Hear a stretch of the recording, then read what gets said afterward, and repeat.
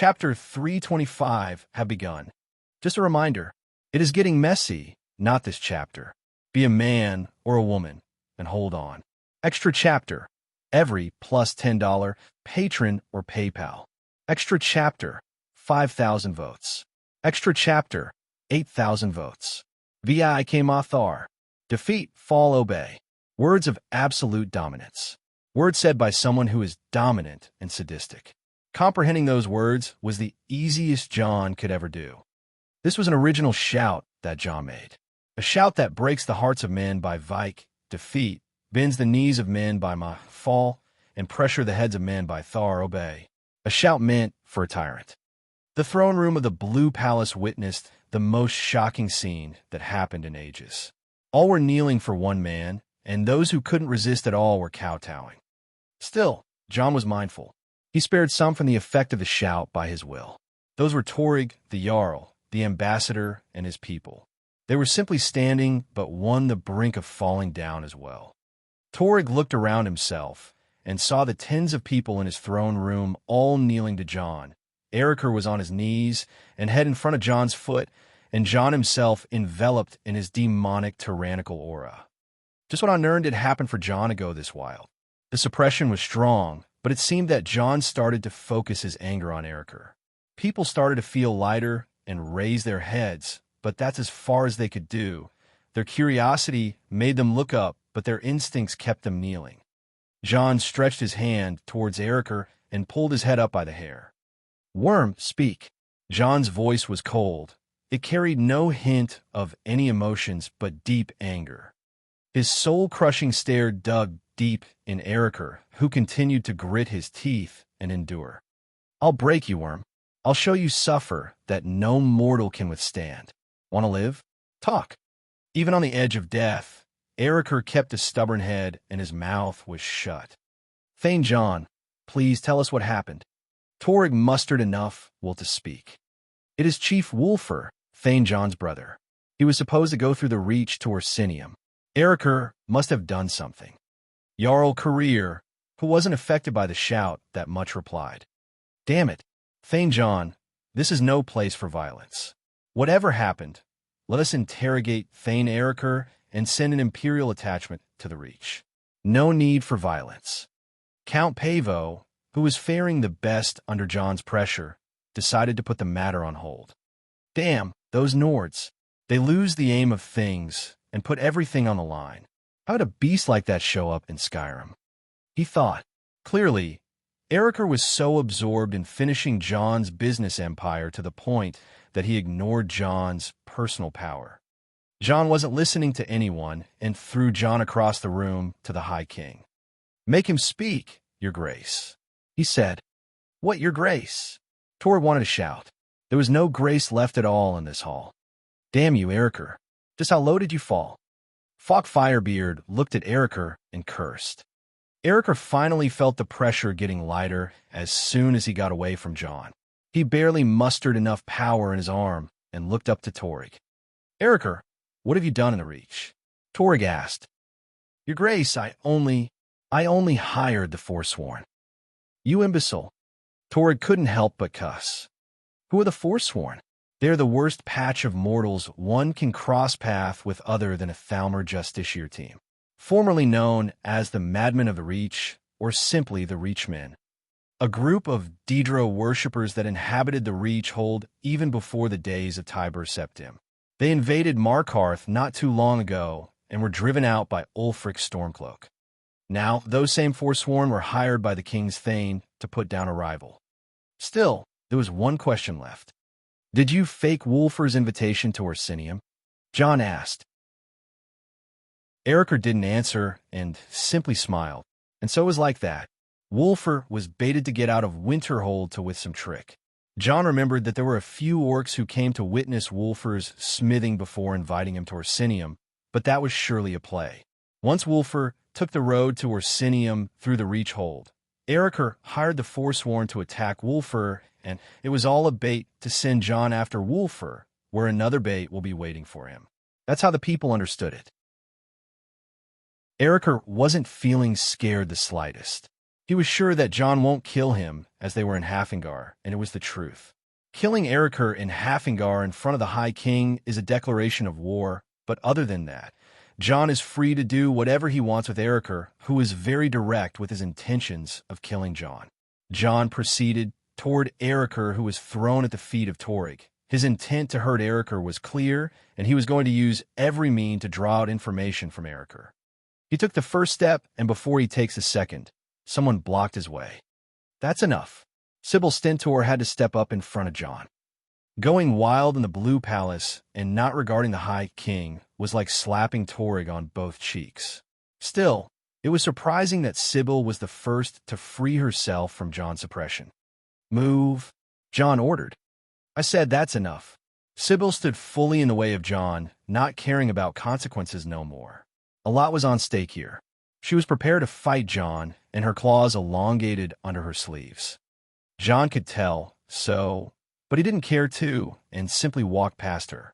Just as Sybil attempted to stop him, the small girl in black dress and hat stood for her. Both Nefertiti and Sybil were monsters among monsters. A vampire and a were-beast, the legendary counterparts. Sybil tried to brush from Nefertiti, but the latter was even more overbearing than John. She transformed into her beast form in an instant and stood face to face with Sybil. The situation was getting way out of control. The appearance of the large cat that emitted enough power to lock Sybil Stentor in her place was adding more chaos to the chaos. Those who saw the cat remembered the tales they heard about Winterhold, that there was a large black cat-like beast has befriended John Dare. Now that beast was that young girl. Only a few had a better guess. Is that a Firemane familiar? Bryling asked. The Firemane familiars are the beasts that the firemen associate their clan with, such as the direwolves, the scar grizzly bears, the snow hawks, etc. It was the only explanation, even though it didn't answer anything. Not daring to ignore John, who was already in front of Erikr, the people shifted their gaze from Nefertiti and Sybil Deadlock to John and Erikr. Trinvac, speak, worm. I will either know what I want with swiftness or with pain. John said. Oblivion swallows you. Erikr cussed at John. Is that so? Fine, sing for me. Faz Ausag. Pain, suffer, burn. A second shout was unleashed by John. The words were ever so domineering as the first shout, but the effect targeted only Erikr. Everyone looked at Erikr, who was complete as he is. He wasn't shredded in pieces or kowtowing to the ground. He was just still. Only a second later did the people realize the effect of the words.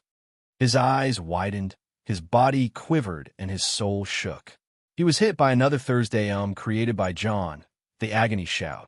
Blood flowed from Erikr's eyes as if tears, then a shriek followed. Ay. Imagine if someone was receiving all sorts of pain, not from the perspective of a human, but of a dragon. To top that, the Thursday was designed to cause agony and no kill that easily. Erikr started rolling on the ground and bleeding like a dying hog. No person ever tried to approach this hellish scene and backed away once Erikr got nearer. John was simply following him and looking down on him. Look at you. You squirm on the ground like a worm, just like I said. If you want this to end, then tell me everything. A simple deal. A fair exchange. If my brother lives out of this, I won't come for your life. I'm a man of my word. Tinvok, speak. John stepped on one of Erikr's legs to stop him from squirming away. Erikr was struggling for his life under the unending pain, he has put it, a pain that came from laterally every piece of his body. I'll talk. I'll talk. Stop. Make it stop. It burns. John didn't want to waste any more time and stop the torture he inflicted on Erikr. What Erikr said afterward confirmed all the guesses of the people. Even a message that Falk Firebeard had in his hand had some details that confirmed what Erikr said. This time, not only Winterhold but also Markarth was also very offended. To simply stir trouble in the Reach hold around Markarth was already insulting enough, and Jarl Igmud was foaming from anger. Your Grace, the crimes of Jarl Career transcends beyond the Skyrim. The Reachman problem was always something that worries the Empire, and Thane Erikr is also a partner to the East Empire Company.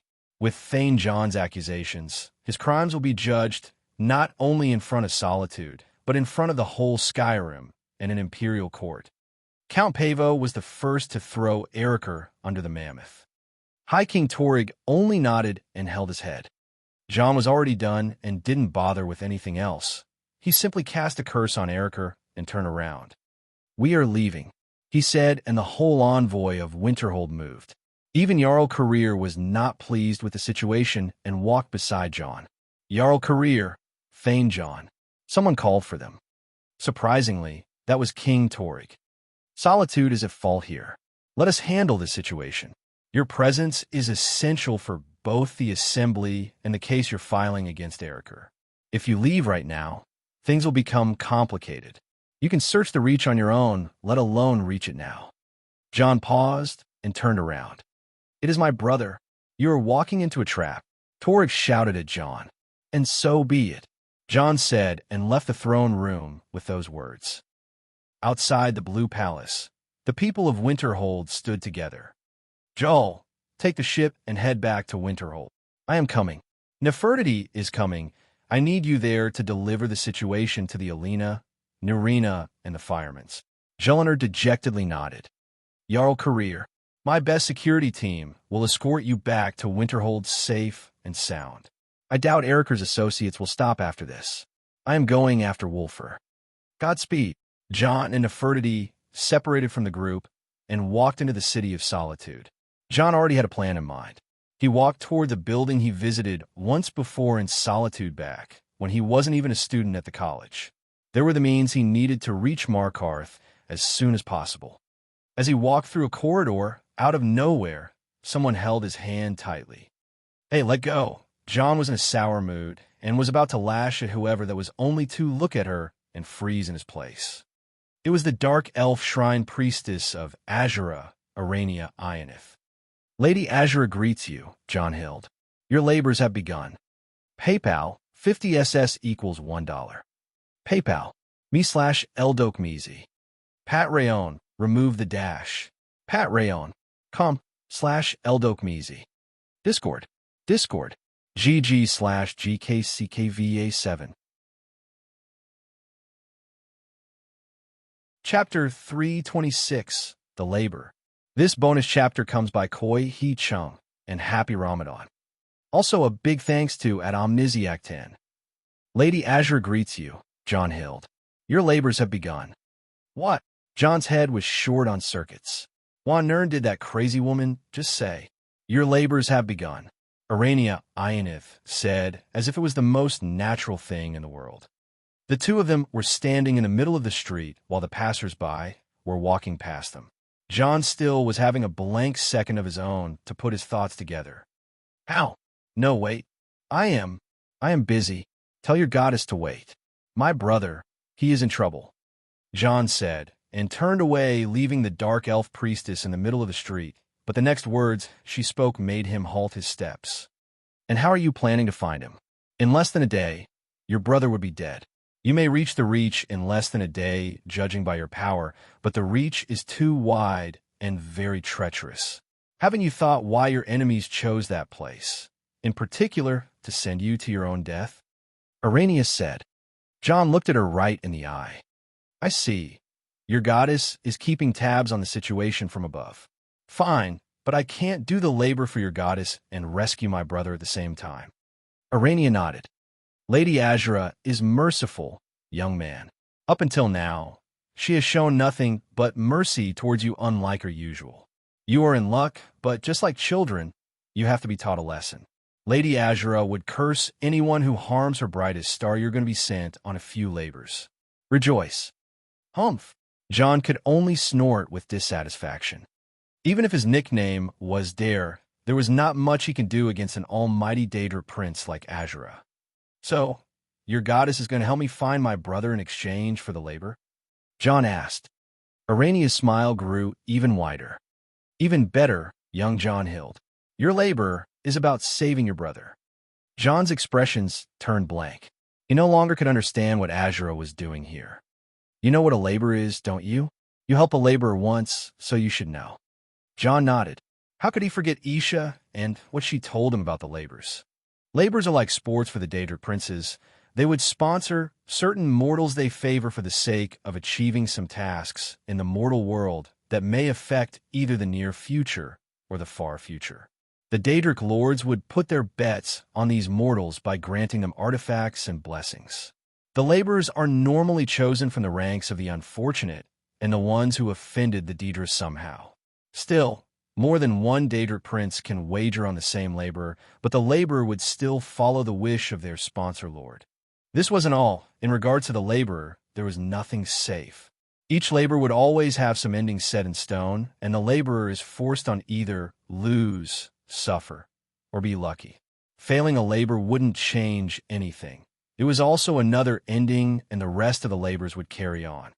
The rules were cruel but fair. Still, to force the laborers on the laborers, the Daedra would employ any mean necessary. Isha's young brother was infected with some sort of disease, not by the Daedra, but they have its cure, and by laboring, only can Isha get that cure. John has a lot to lose. He has a big family, many friends, and a hold.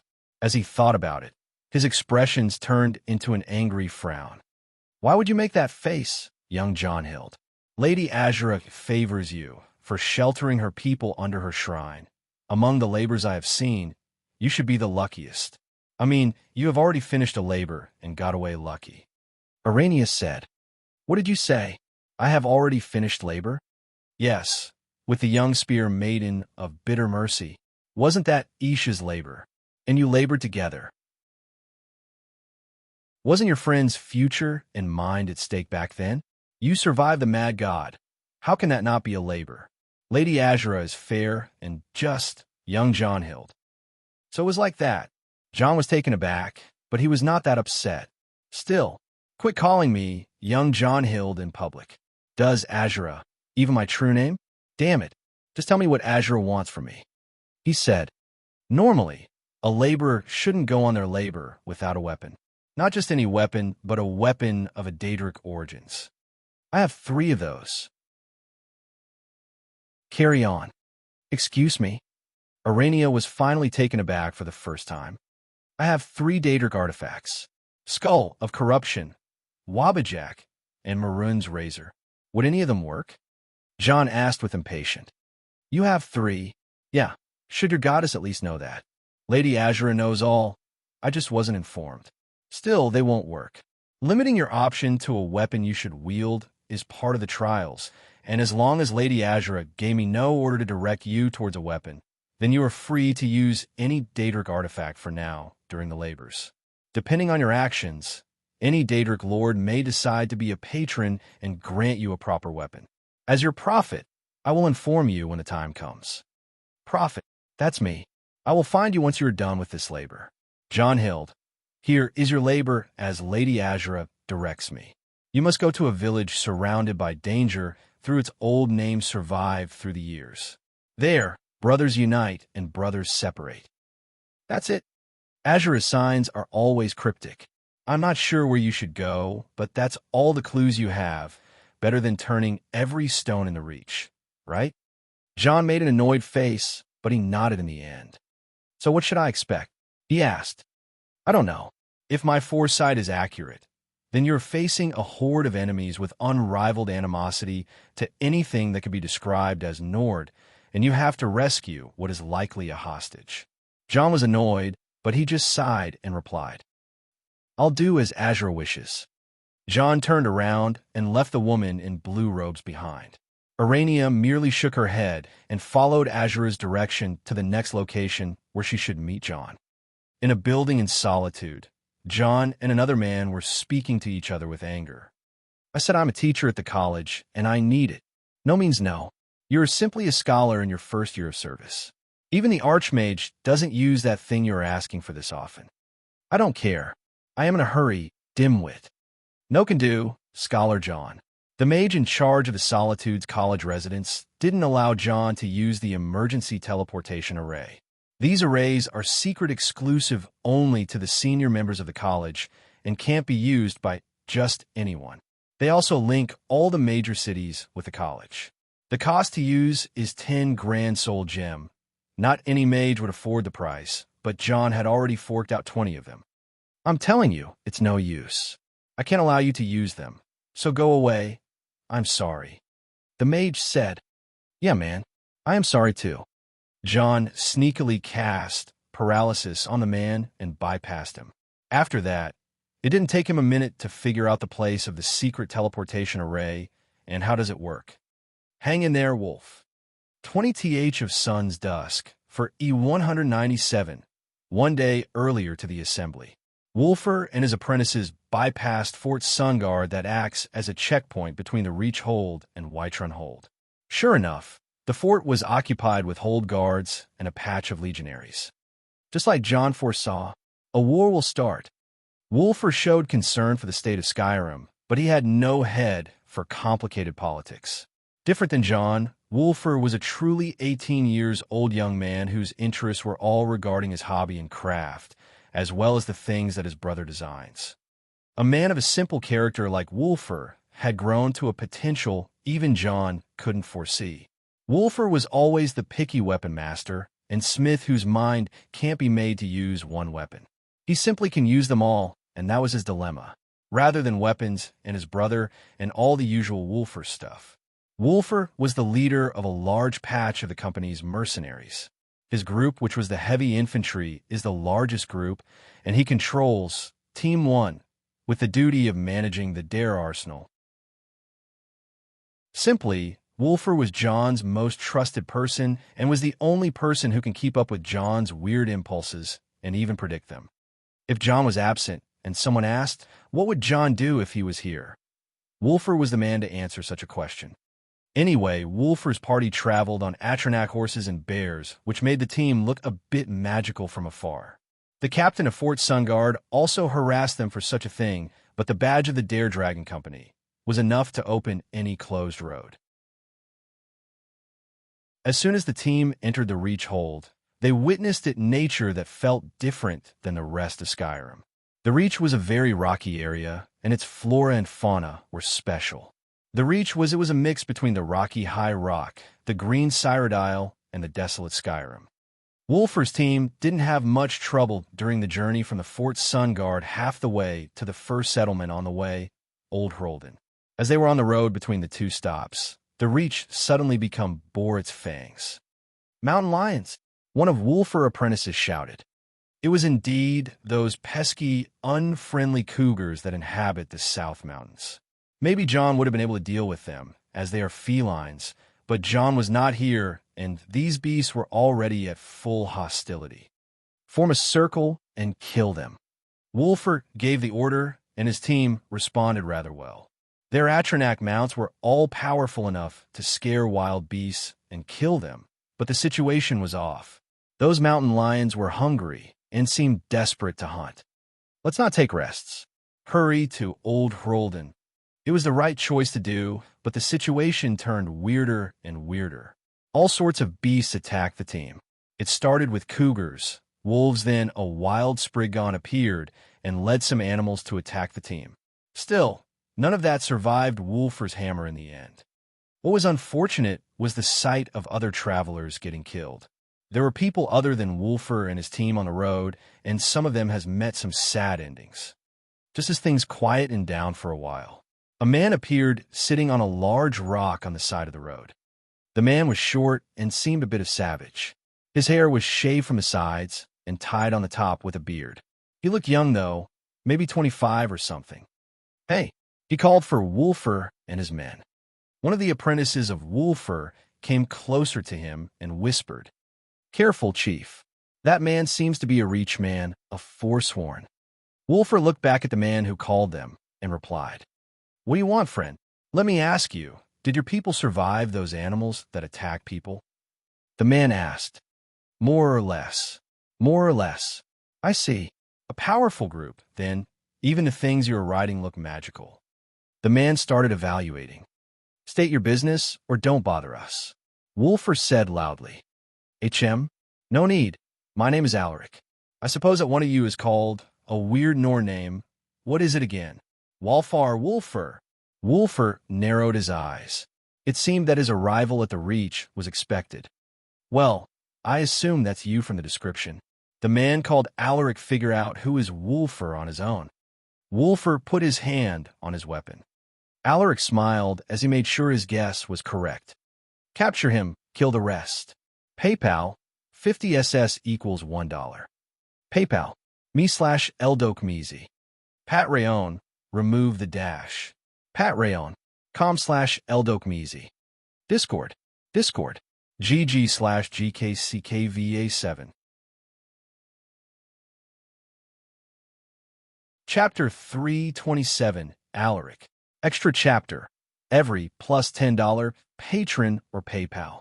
Extra chapter, 5,000 votes. Extra chapter, 8,000 votes. 20th of Sun Dusk, November, for E197. 9 Nords against 100 Forsworn. The odds are disastrous. From the mountains surrounding the road, a lot of figures appeared. They were all wearing furs and bones like savages, yet it all helped them to be completely camouflaged. They held on their bows and crude weapons. To arms! Yet Wulfur shouted valiantly, and all his people took out some heavy shields. Shoot them! Alaric, the forsworn leader whose face was covered with red paint, shouted as he took out a bow and shot at Wulfur. The latter didn't even need a shield to deflect the arrow away with the back of his hand.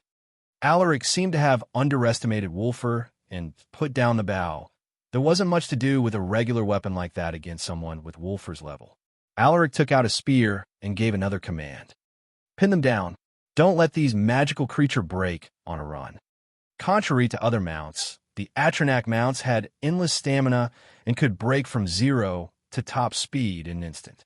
Alaric's worry about the Nords using their mounts to charge was not baseless, but his estimation was wrong. The Atronachs may look like horses, but they were basically different beings. Let's make out of here. We need to reach Old Hroldan. One of Wulfur said, and Wulfur agreed. Charge! They directed their mounts and decided to escape the hail of arrows with speed while covering themselves with their shields. Not so fast. Alaric realized that there was no stopping those Nords, so he decided to interfere in a melee fight. He ran towards Wulfur with his spear and leaped really high. Even Wulfur was taken aback by the high leap. Blood Eagle. Once Alaric jumped that high, the Forsworn all cheered for him, calling him Eagle. His leap really reassembled a flying eagle. Alaric held his spear with his 2 hands and descended on Wulfur. The Forsworn knew about their brave leader's famous leap and how many gigantic Nords like Wulfur died under it. They were already preparing to celebrate victory in their minds. However, the scene they saw next felt like they were showered with cold water all of a sudden. Wulfur raised his shield facing Alaric and bashed at the right time. The bash sent Alaric even higher than his own leap with a broken nose. Wulfur was simply too domineering even with a fork at hand. Too bad he didn't have one. Alaric landed with a bloody nose like a tossed stone, and Wulfur rallied his men to jump away. The Forsworn who managed to sober up after the unprecedented event did their best to shoot Wulfur and his men with arrows only to get blocked by their large shields. Forsworn warriors from Alaric's clan ran to him and helped him stand. He staggered for a bit and held his nose. Arg, damn it, what was that, man? He cussed right away. Alaric, the Nord is getting away. One man said. Alaric was still bothered by his nose and clicked his tongue. TSK, I know, they will have to go through my brother first. Oh, so Grosh is back there. Alaric didn't bother hand, held his spear once again only to find it snapped.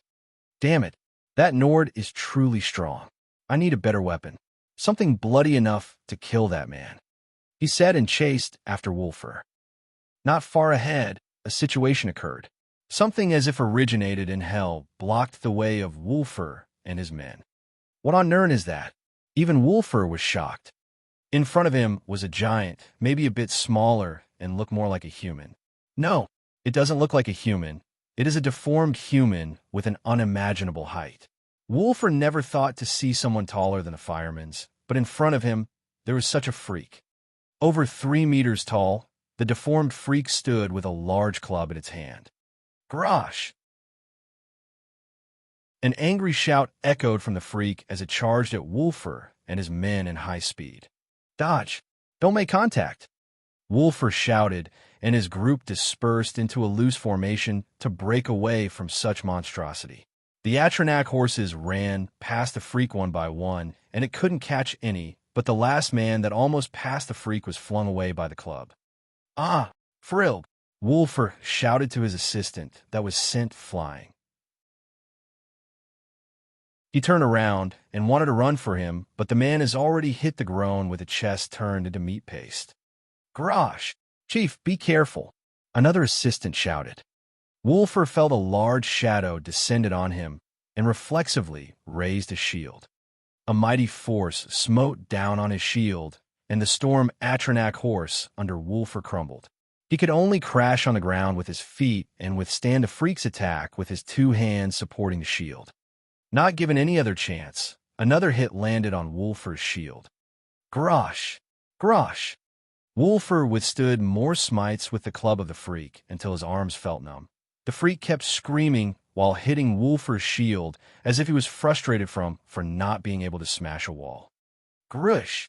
The last hit from the freak shattered Wolfer's shield, but he still withstood it with his level 7 iron bone strength.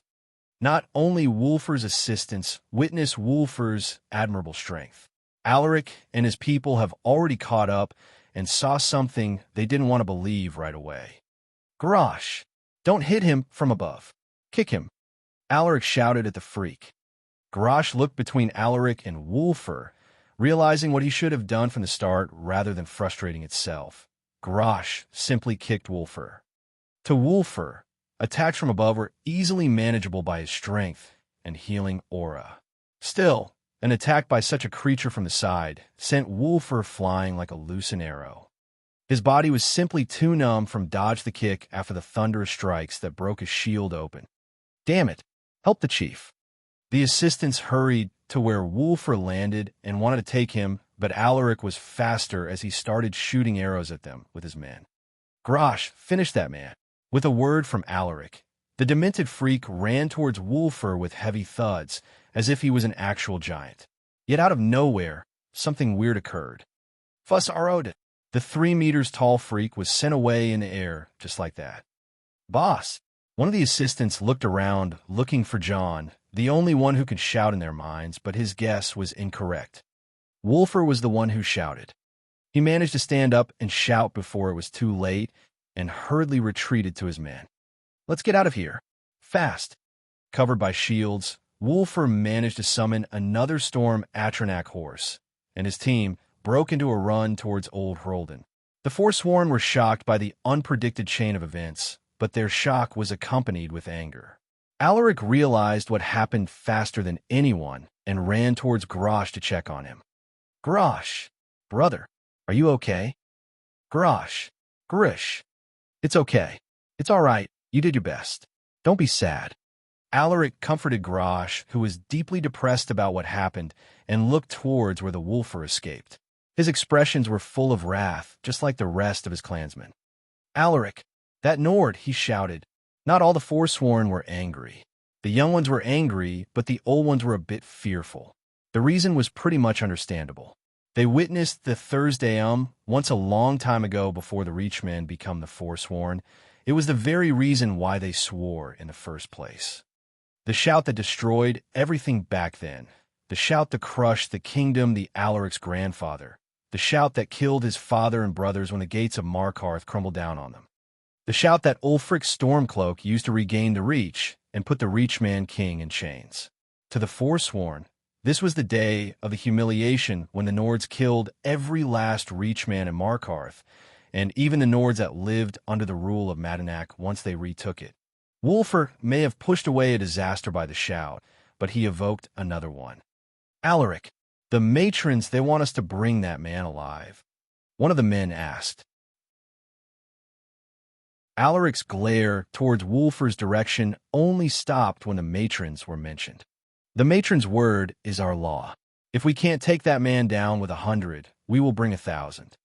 Alaric said and turned to his men. That man, Wolfer, he won't be able to run to Markarth. His direction will be Old Hroldan to rest after Garrosh hit him. I saw him weakened. He raised his bow up and called. Call all the clans. You call the blood ravens, you call the bone crushers, and you call even those poisonous bastards from the Doomfall. I will travel to the deep caves and meet the matrons, ask them for aid. He then turned toward the mountains, but he remembered something and spoke once more. If they wouldn't comply, tell them that the blood eagle Alaric, their prince and the grandson of Madanak, will deal with them after he takes the head of that Nord. Alaric's last orders brought chaos not only to the Forsworn but to the whole Reach. PayPal, 50 SS equals $1. PayPal, me/Eldok Meezy. Pat Rayon, remove the dash. Pat Rayon, com/Eldok Meezy. Discord, GG/GKCKVA7. Chapter 328, Under Siege. Extra chapter, every plus $10, patron or PayPal. Extra chapter, 5,000 votes. Extra chapter, 8,000 votes. 21 SD of Sun's Dusk, November, for E197. Old Roldan is an ancient village on a crossroads that serves both as a checkpoint and a traveler's inn. Right now, the small village was barricaded to the teeth. Last night, a band of 8 Nords arrived at the town inn with horrific news. A large group of Forsworn is coming from the east. The village's guards patrolled the town and sent a few messengers to Markarth for reinforcements, but they all returned some wounded and 2 dead. The Forsworn were blocking all exits. Wulfur, the leader of the Nord band, was tired and he rested in the inn for the night. A rumor went that he battled a gigantic freak, and the situation escalated to this point. The town did not know that Wulfur was wanted by the name to the Forsworn, and his apprentices kept their mouths shut. In Wulfur's room, he and his men were making a strategic meeting. Wulfur was wounded from his duel with Grosh, the gigantic freak. He was bandaged and in pain, but he was lucky that he left Winterhold with many potions on him. His wounds only needed some rest, but he lost his shield, which he never thought it would be smashed like that. Oblivion, why was there such a creature in the first place? He sat depressed while applying a healing spell on himself. Now that he became ready, he was preparing to make those Forsworn eat shit when they come. Chief, I never knew you could use the Thursday one of his men said. John is my brother, for goodness sake. If I didn't learn it after 14 years of following him, then I should be some sort of fool. Wulfur smiled as he said so. Chief, you can shout like the boss now, can you? Like John? Oblivion, do you think anyone in the world can shout like him? I can only shout once a day, so I'll make the best of it. Oh, I see. What is important now is to fortify the village. I'm not sure how the folk will feel, but we can't drag this fight any longer. The Forsworn are almost 100, and they have that freak. I want all of you to rest well before they come. 2 of us shall accompany the guards available while the other rest. We need to be in our best condition for the battle. Wulfur made a fast plan. Right, Chief. About the village's guards. There are a few of them, but the men who are ready to fight raised the number to 30. Wulfur pondered a little. That's far from enough. I need to hold that large freak if he shows up, and that one who calls himself Alaric is not an easy opponent for you. These 2 will be my target. You 7 will have to drag the other Forsworn with him and kill them slowly. Use the barricade and blockage tactics we trained on. Yes, Chief, the man said, but started thinking a little. What is it, Jalvar? Chief, I'm just worried. Those Forsworn seem to be waiting for us and knew you by name. Wulfur remained silent, but nodded in the end. So, I was saying, is there a chance that we are being ambushed by someone who knew our traveling plan? Wulfur was thinking of that matter ever since he met Alaric. Someone wanted him, and to top it, the Forsworn were hired somehow.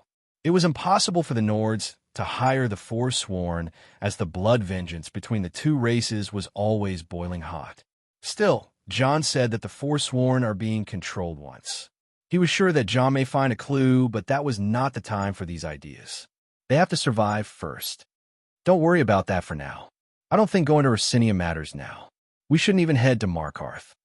Are we returning? Yes, this is the best course of action. We should escape when we put down enough of them, and run to the north. There's a mining village right before Whiterun Hold. We then will reach Rorikstead and from there to Whiterun.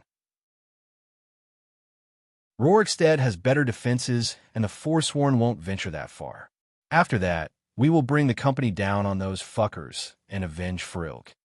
Thank you, Chief, the man said, and left Wulfur to rest.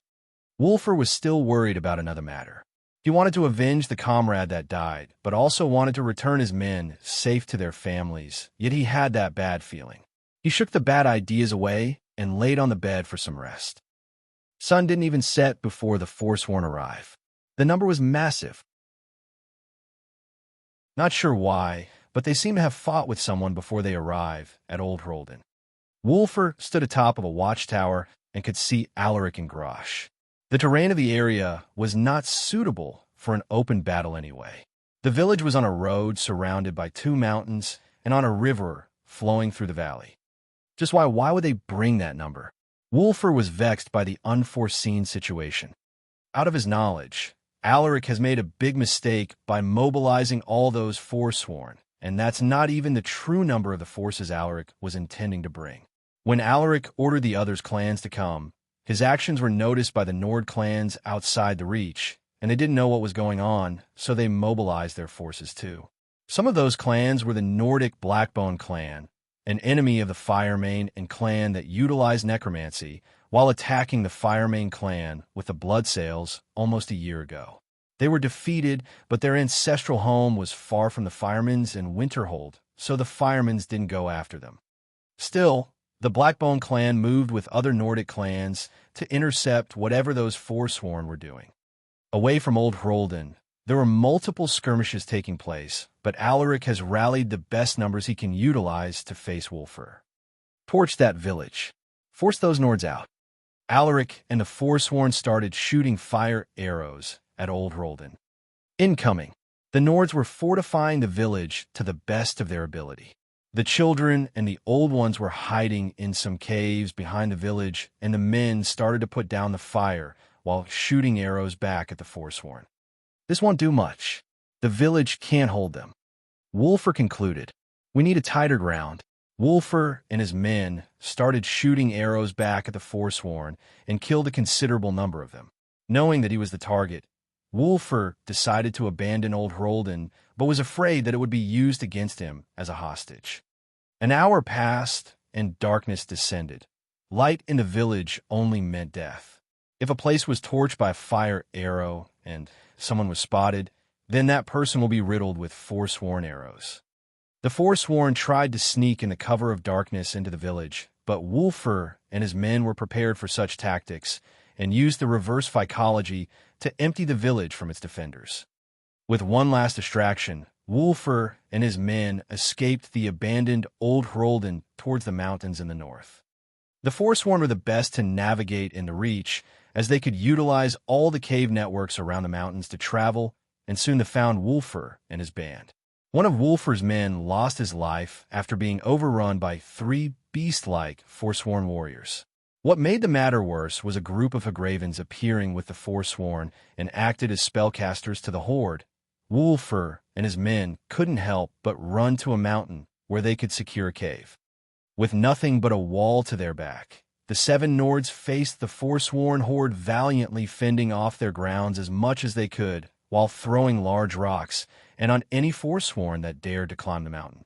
The Forsworn attempted to rely on their beast-like warriors to reach the Nords up the mountain, but Wulfur personally fought 2 of those warriors at the mouth of the cave and slew them. Chief, what is that? One of Wulfur's men noticed something strange on a body of those beast-like warriors. Wulfur checked it and saw a hole in the chest of that man, right above the heart, and instead of the man's heart, there was a strange-looking artichoke-like seed. A briar heart. Wulfur recognized it right away. What is that? Dark magic. John once ordered us to bring him one of those to study, and we went in a lot of trouble to bring it from Markarth. This man is some sort of undead that utilizes the evil force of the seed that took place in his heart and came back to life with it. It is the worst kind of dark magic in Skyrim. These people who have those seeds are called the Briar Hearts. Chief, more are coming. Wolfer nodded and took a dagger rather than anything else. He stood in front of his warriors and put his helm on. Once he looked down, he saw almost 7 Briarheart warriors coming up the rocky road. As the men started to carry rocks to throw at them, Wolfer stopped them. Save your energy. These things are nimble and don't feel pain. I'll deal with them. Just watch my back and don't let surround me. 7 Briarhearts against 7 Nords. The odds may look even from afar, but Wolfer's people were no match for those creatures. Once the Briarhearts got close enough, they screamed like beasts and jumped at the Nords. Utilizing the high ground for themselves, the Nords could keep the Briarhearts at check only by the long spears they could use. 6 defended while 1 attacked. Holding the dagger with his left, Wolfer faced the first Forsworn in close quarters. The Briarheart tried to wave its hatchet at Wolfer, but the latter was more cunning and kept injuring the tendons of the Briarheart with accuracy. Once his opponent's arm was worn down, Wolfer could get close and pluck the seed out of the exposed heart. The Briarheart would jump away and fight with its nails and teeth if its heart was targeted, but Wolfer was too large to care and brought down his opponent by plucking out their Briarhearts. Just like that, the Briarheart warrior fell like a stringless marionette. Alaric was watching from down the mountain and started to feel vexed. Why is he not shouting? I wanted to shout. He was obsessed with Wolfer's shout. Having some knowledge that the Thursday has a long cool down, Alaric wanted to eliminate Wolfer's shout before he goes up. Grosh! Grish! What? No, you're not going up unless he shouts. Grosh! You want to take the shout? Are you crazy? It almost killed you. Grosh, grosh. I said no. Alaric was calming his brother from taking any reckless act. It was the only thing he can't sacrifice at the moment. No matter how many Briarheart warriors were used to wear down Wolfer, his brother was not a pawn. The matrons can make more Briarhearts every day for all that he cares for. And also, the matrons brought that thing. No matter if it was Ulfric Stormcloak himself, that thing was made to mass murder. Still, out of his expectations, the Briarheart warriors fell from the mountain faster than he thought, all missing their hearts. One Agraven went forward to check on the corpses and started screaming and shouting in its hoarse voice that felt like a goblin talking. Bad. Broken. Broken. Bad. Warriors can't rise. What is wrong, Matron Draskua? Alaric asked the Agraven. Broken. The warrior is broken. Can't use it. Curses. It seemed that she was upset because the body condition of the fallen Briarheart warriors was not fixable. Wolfer has completely sliced the most important parts to completely immobilize them before plucking their hearts. Grosh! Grosh! Grosh went to comfort the Agraven, who completely understood him. Yees do so. The Agraven encouraged Grosh to his suggestion, and Alaric's face paled. No, Grosh. Stop. Not listening to his brother, the 3 meters tall freak started running up the mountain, raising its club. Damn it. Alaric tried to catch up, but Grosh was way too fast. Once he started running up the mountain after Grosh, it finally happened. Fuss arrowed it. Wolfer shouted Grosh once again. No. Alaric could see Grosh falling towards him with some rocks and rubble. He barely managed to dodge his falling brother and then started running down to check on him. Matron, please save him. He found his brother lying down, but still breathing. He would do anything for his family, and that was his brother. Will do. Will do. The Agraven discarded him with the back of her Talon hand. Now, kill that man. Man is bad, just like the man who took my eye. Alaric wouldn't voice his complaints to a matron and barely suppressed his anger towards their disregard. Men, let's do it. He took his men and hoarded up the mountain from every direction as a bloody fight was about to start. PayPal 50 SS equals $1. PayPal me/Eldokmezi. Pat Rayon, remove the dash. Pat Rayon, com/Eldokmezi. Discord. GG/GKCKVA7.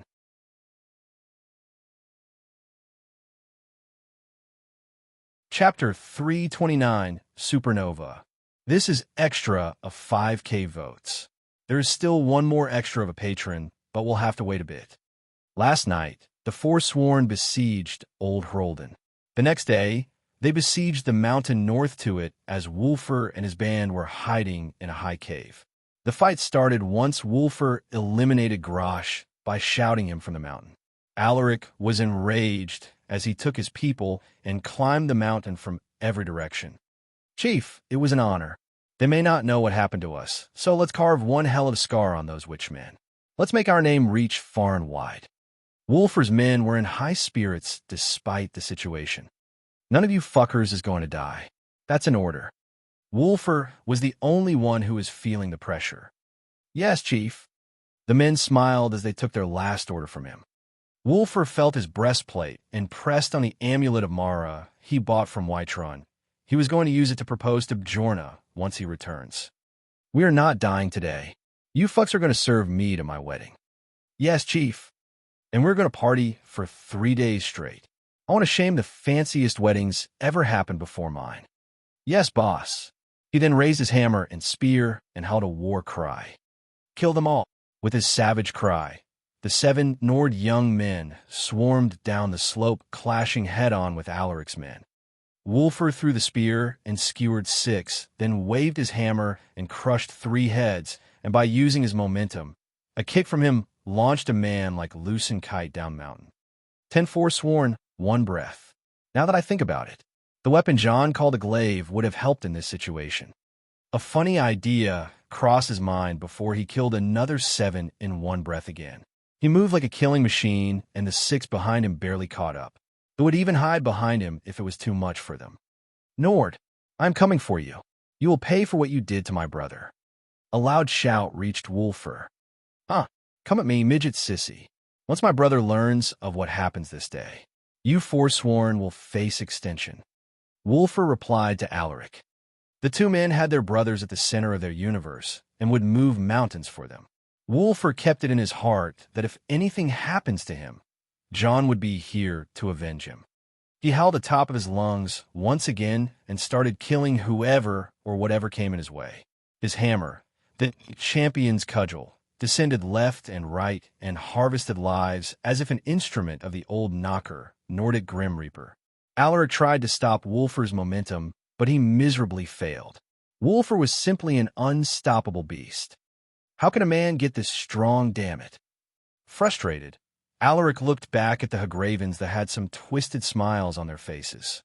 They seemed to be plotting for something. Wulfur's admirable last stand was astonishingly successful. With 6 men guarding his back, he was simply hacking and slashing with a heavy weapon into lightly armored enemies, taking down a considerable number of them. But like all good things, that came to an end. He was standing with all around him turning red, the grass beneath his feet, the hammer in his hand, and his armor was bright red under the red glow of the setting sun. But more importantly, all his men behind him were lying on the ground with peaceful faces. Damn, Somgard already? Wulfur didn't feel bad the slightest despite how he thought, despite how he was surrounded by enemies, despite that demonic thing in front of him. Leshen, kill. The Hagravens called it Leshen, a walking giant thing made of wood, and its head was a skull of an animal. It hit the ground with its hands, and roots came out like spikes. Wulfur avoided the spikes, but it skewered all the fallen bodies and started consuming them. Damn you. Grant me power, Allmaker. Wulfur called for the Allmaker, and the blessing he was saving got activated. Bones of Earth, the blessing that he got in Solstheim, and with it, he can get the spirits of the land to protect him. He waved his hammer at the Leshen, causing the enchantment to activate and made fire damage. Valuable to the fire, the Leshen made a grim screech, but soon the fire was down and it attacked Wulfur again. Hold him, don't let him move. Alaric rallied his men once again to finally stop Wulfur, but the latter was relentless and unstoppable. He waved his hammer in circles and reached out to any weapon coming at him, throwing it back at anyone's head. Darkness enveloped the world, and the last of the sun rays died as it disappeared behind the horizon. Wulfur was a lone warrior on a hill of corpses of his making, suffering more wounds than anyone. He soon would fall to dizziness and fatigue, before falling to his enemies. It was his final minute and darkest hour, feeling the hand of the old knocker ripping through his chest and claiming his soul. Wolfer knew it was the time to stop. He had done enough. Still, where did that warmth come from? It tingled his skin and bathed him with energy once again. Not sure how, when Wolfer opened his eyes, he saw the impossible. Not only him was looking, but it was also every forsworn around him frozen solid from the shock. The sun was rising back from where it's Saturday. John was in the air, hovering above the reach. He teleported in Markarth just a while ago from Solitude by the secret teleportation array of the college. With no certain plan on his mind, he kept traveling from one place to the other at the highest speed his flame Atronak hawk can muster. He even sent hawk familiars around the reach to search for Wolfer. Any single trace of battle was as to look at, but it wasn't as if he didn't find any. He actually found a lot.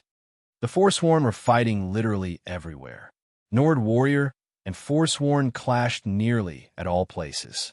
The bridge over Karth River in front of Markarth City was fortified. The villages were tightly guarded. The travelers were being ambushed. Even he was being shot arrows at as he was in the air. What is this chaos? It was impossible that Erikr managed to create all this chaos to get rid of him. It was also impossible that his labor was behind all that. He knew his fate was fortified and the Daedra can't screw him that much. Also, Azura wasn't that kind of Daedra. Making him labor for her was only a way for him to be redeemed. Even Azura can use him to settle any business she deems important without worrying about a loss of a champion, but things are getting way too complicated right now, and his head can't process all that. He needed to focus on finding Wolfer first. She said it is a village surrounded by danger, but though its old name, it survived the long years. There, brothers unite and brothers separate. John thought fast, but couldn't remember a village with an old name. He wasn't good with history, but he remembered something related to brothers. In the olden days, the founder of the Septim Empire, the great Tiber Septim, had fought his first official battle here in the Reach. At that time, he had a sworn brother called Hroldan who died in that battle. Even after Tiber Septim became the emperor and conquered the High Elves to achieve the apotheosis by mantling Lorkhan and becoming Talos, he still owed a debt to Hroldan. John could only think of one place where brothers unite and brothers separate, the place where Hroldan fell. Old Hroldan Village. He faced the east and flew with all his might, trying to catch a glimpse of it, and there it was. Just at the time of sunset, John could see the town with barely few buildings intact, but it was abandoned. John felt a sense of crisis, but he kept looking around like a madman. There were too many corpses to check. John, there's a trial over there. Nefertiti picked up traces of battle, and John started to follow from the sky, and soon he saw it. Wolfer alone in a horde of enemies. Take Greed. Get him. John sent Nefertiti with Greed and raised both his hands up. His magicka ran wild in his body and all gathered at the two output points on his palms. The spell he was casting was over his level, but if he gave it his all, he will make it. The sun faded behind him just as his spell started to form. Nefertiti reached Wolfer and used Greed from the shadow to skewer anyone that tried to harm him. Then the spell formed. Supernova. A bright fireball formed around him, swallowing everything as if the sun had risen once again. The people on the ground all looked up towards him. Wolfer, the Forsworn, the Hagravens, that strange wooden creature. Everyone was looking at the sun that rose from the west. Dying. The sun exploded in a bright and colorful manner. Blue, purple, and red lights came from the explosions, forming a beautiful scene that people would worship despite knowing that death was imminent. Nefertiti enveloped Wolfer with Greed. The Hagravens enveloped themselves, and Alaric with the Leshen and held to the ground, and the sky was lit from the land. PayPal, 50 SS equals $1. PayPal, me/Eldokmezi. Patreon, remove the dash. Patreon, com/Eldokmezi. Discord, GG/GKCKVA7.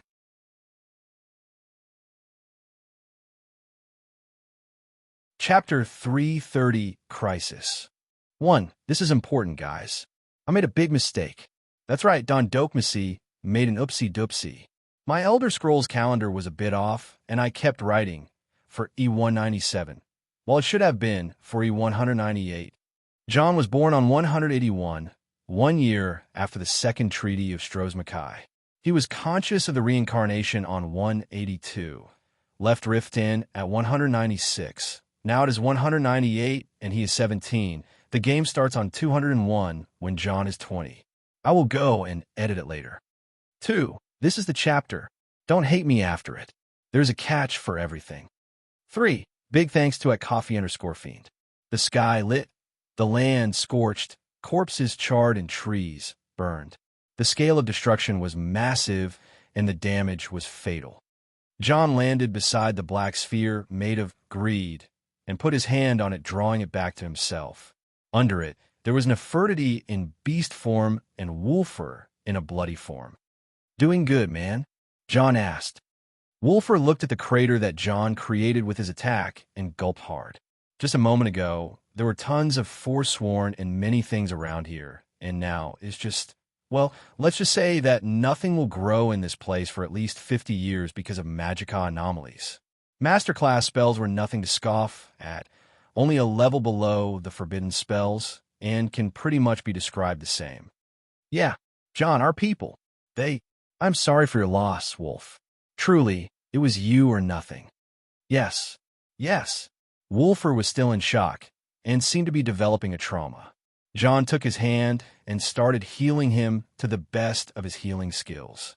Nefertiti looked around and saw something strange. Look, she pointed at the ground where some tree started to grow in the crater. The three were taken aback, as there was no tree that can grow this fast in reality, but one was actually doing so. John sensed something bad about to come and took the front. Nefertiti, my sword. Nefertiti carried the cube with her, and from it, she took out Bloodskull, giving it to John. He held the sword tightly and urged them to retreat. Once the tree grew large enough to be almost 7 meters tall, it started to transform and take shape as a humanoid tree with an animal skull as a head. The energy of that tree creature was eerie and dark. One of the Johns said, "No, it is that thing." Wulfur seemed on the brink of losing it. "John, kill it before." Just as he was about to warn John, the ground shook and roots came up from the ground like nothing they ever saw before. A bunch of roots target Nefertiti and tried to form a prison on her, but she sank into shadow and dodged the attack while growling at the less hen. Wulfur was also target, but already knew how to dodge the roots and kept dodging in zigzags. John's leg was caught by a root, and thorns tried to penetrate his skin, but they didn't do much damage. He just let out his aura and obliterated the root and the ones that followed after it. "Come out." John spoke in an angry manner towards the one who tried to control the less hen and sneak attack them. The less hen stopped attacking, and from the hole it grew from, a few figures came out. There were a total of 13 as signals as John detected. 11 Agravens, 1 forsworn, and 1 freak-looking thing. Okay, a cursed Spriggan of sorts, some hags, a midget, and a cyclops. John's tone carried a hint of mockery, but he was actually at a wrathful state. "Him. It is him." One of the Hagraven pointed at John and said, or rather screeched with her voice that sounded like a tacking raven or a very broken radio.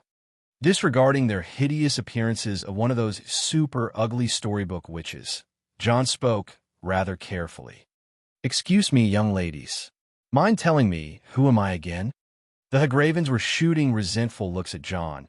He wasn't sure if it was the way they look or they are ready to suck his ghost out and trap it into a jar or something. "It is him. Yes, him. The cat thing told us. It did. Hunt him down, devour his flesh. Leave his head. His head is a trophy. But strong, too strong. Cat thing didn't say that strong. 11 of us. Only him. No, he has a spirit. A young fae. The other man thing is also strong. Not strong enough. Only him. Hunt him down, take his head." Trying to make sense of the conversation of the Hagravens, John realized that someone came to the Hagravens to deal with him. It was a cat thing, probably a cageate. His head is wanted as a trophy for the kill, too. Someone wants him dead badly. Mostly Eriker, but none in Eriker's syndicate is a cageate. They're not allowed in towns, especially Solitude. This eliminates some options, but if a cageate wanted him dead, then the Thalmor has a hand in it. Why? Elsewire is part of the Almarai Dominion, and cageate do the shady work for the Thalmor. As John was realizing that, Alaric, who saw John for the first time, realized something.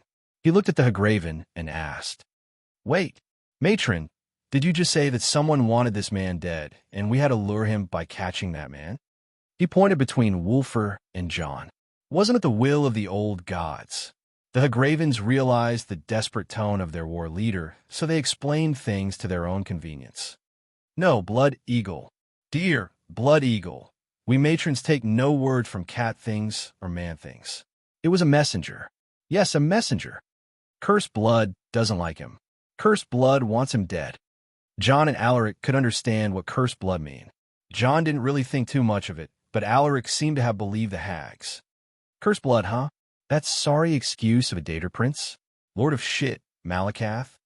John taunted the hags as he swore at Malakath. The Forsworn are Daedra worshippers, and they call the Daedra the old gods. They mainly worship Herson as well as Molag Bal, Maroon's Dagon, Malakath, and Namara. Still, the situation was going to get messy, eh? The 11 Agravens are strong enemies, and Wulfur can barely stand. Nefertiti, take Wulfur away for now. Yes. She jumped at Wulfur and took him in the cube, then went away, leaving the space of John to fight freely. John may have used a lot of magicka to cast Supernova that annihilated the Forsworn force, but he alone was full of trump cards. "Don't let the Fae escape," a Hagraven shouted, pointing at Nefertiti, which irritated John. "Get in line, will you?" John threw Bloodskull with all his might at the Hagraven, splitting her head in half, then pulled the sword back with a chain made of greed. "Matron!" Alaric panicked once he saw a Hagraven die. He looked at John with hate, but realized that John was a bit too hard for him to deal with. He became fully conscious at the hateful mage that obliterated his army in one go. You won't get away with this. Watch me. You killed many Reachmen. Alaric will rip your heart out for this. Let's see you try." John launched Bloodskull towards Alaric to kill him the same way as the Hagraven, but the large Leshen stepped in and blocked Bloodskull with its limbs. "Get away, Prince. Get away, get away." The Hagravens that were controlling the Leshen protected Alaric and concentrated at John. Now that 10 of them remained, they needed to kill John as soon as possible. John tried to levitate in the air, but facing 10 Hagravens proved to be a challenge.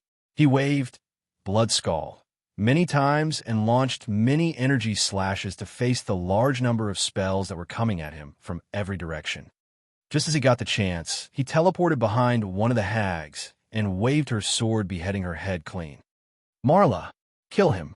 Kill Man-Thing." The Hagravens were angry for losing 2 of their kind in one day. John kept avoiding all their spells until he was about to kill another one, but the Leshen interfered. Annoying thing. John avoided the Leshen's roots that were coming from all directions and jumped at the damn thing, cutting it from the shoulder to the waist. Grosh tried to sneak up on John with his large club, but John intercepted him easily. "Fusaroda, Grosh!" Alaric shouted as he saw his brother get Thursday-ummed again. Alaric can be said as the only being who might have survived the unrelenting force 3 times. He can't shout again. Go on. The Hagravens pressured John more. "Excuse me. Wywell Torshul." John shouted the Leshen with a fire breath shout and torched the creature like a dragon. The Leshen got badly wounded and dived in the land again to suppress the flames. Now, the Hagravens had no tank to stop between them and John. Alaric saw the matrons in a bad situation, so he grabbed his spear and ran towards John like a hunter. Once he saw the chance, he performed his high leap to catch John off guard. "Seriously?" John sent greed towards Alaric and grabbed him from the air, then slammed him on the ground, once then on the other side another slam, and so on until all of Alaric's body seemed to be on the brink of collapsing. John threw him away and focused on the remaining Hagravens. Dangerous. Use the curses. The Hagravens tried their best and took out back soul gems each. Filled with the soul of human sacrifice, John's skin crawled once he felt the foul energy in the gems. Damn you fucking witches. All-Maker.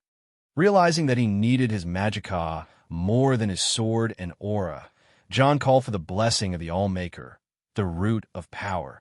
His magicka surged up in an unimaginable speed, and all the magicka around him was sucked towards him like a typhoon. The Hagravens used the black soul gems at the same time, and powerful curses were all cast at John. Fuck. The pain was unimaginable. John can barely try to stop all the pressure that came from the Hagravens' trump card. His vision was being blinded, his body was being paralyzed, his blood was starting to flow backward. All sorts of foul curses were thrown at him by 9 angry Hagravens. The sword fell from his hands, and he held his head as if it was about to explode. Kill him. Kill. Kill. Damn Man-Thing killed Marla. The hags were putting their all-suppressing John, and he was facing the 9 of them with all what he could. The feat was simply unimaginable to block 9 powerful curses with simply the brute force of magicka. I'll fucking murder you, bitches.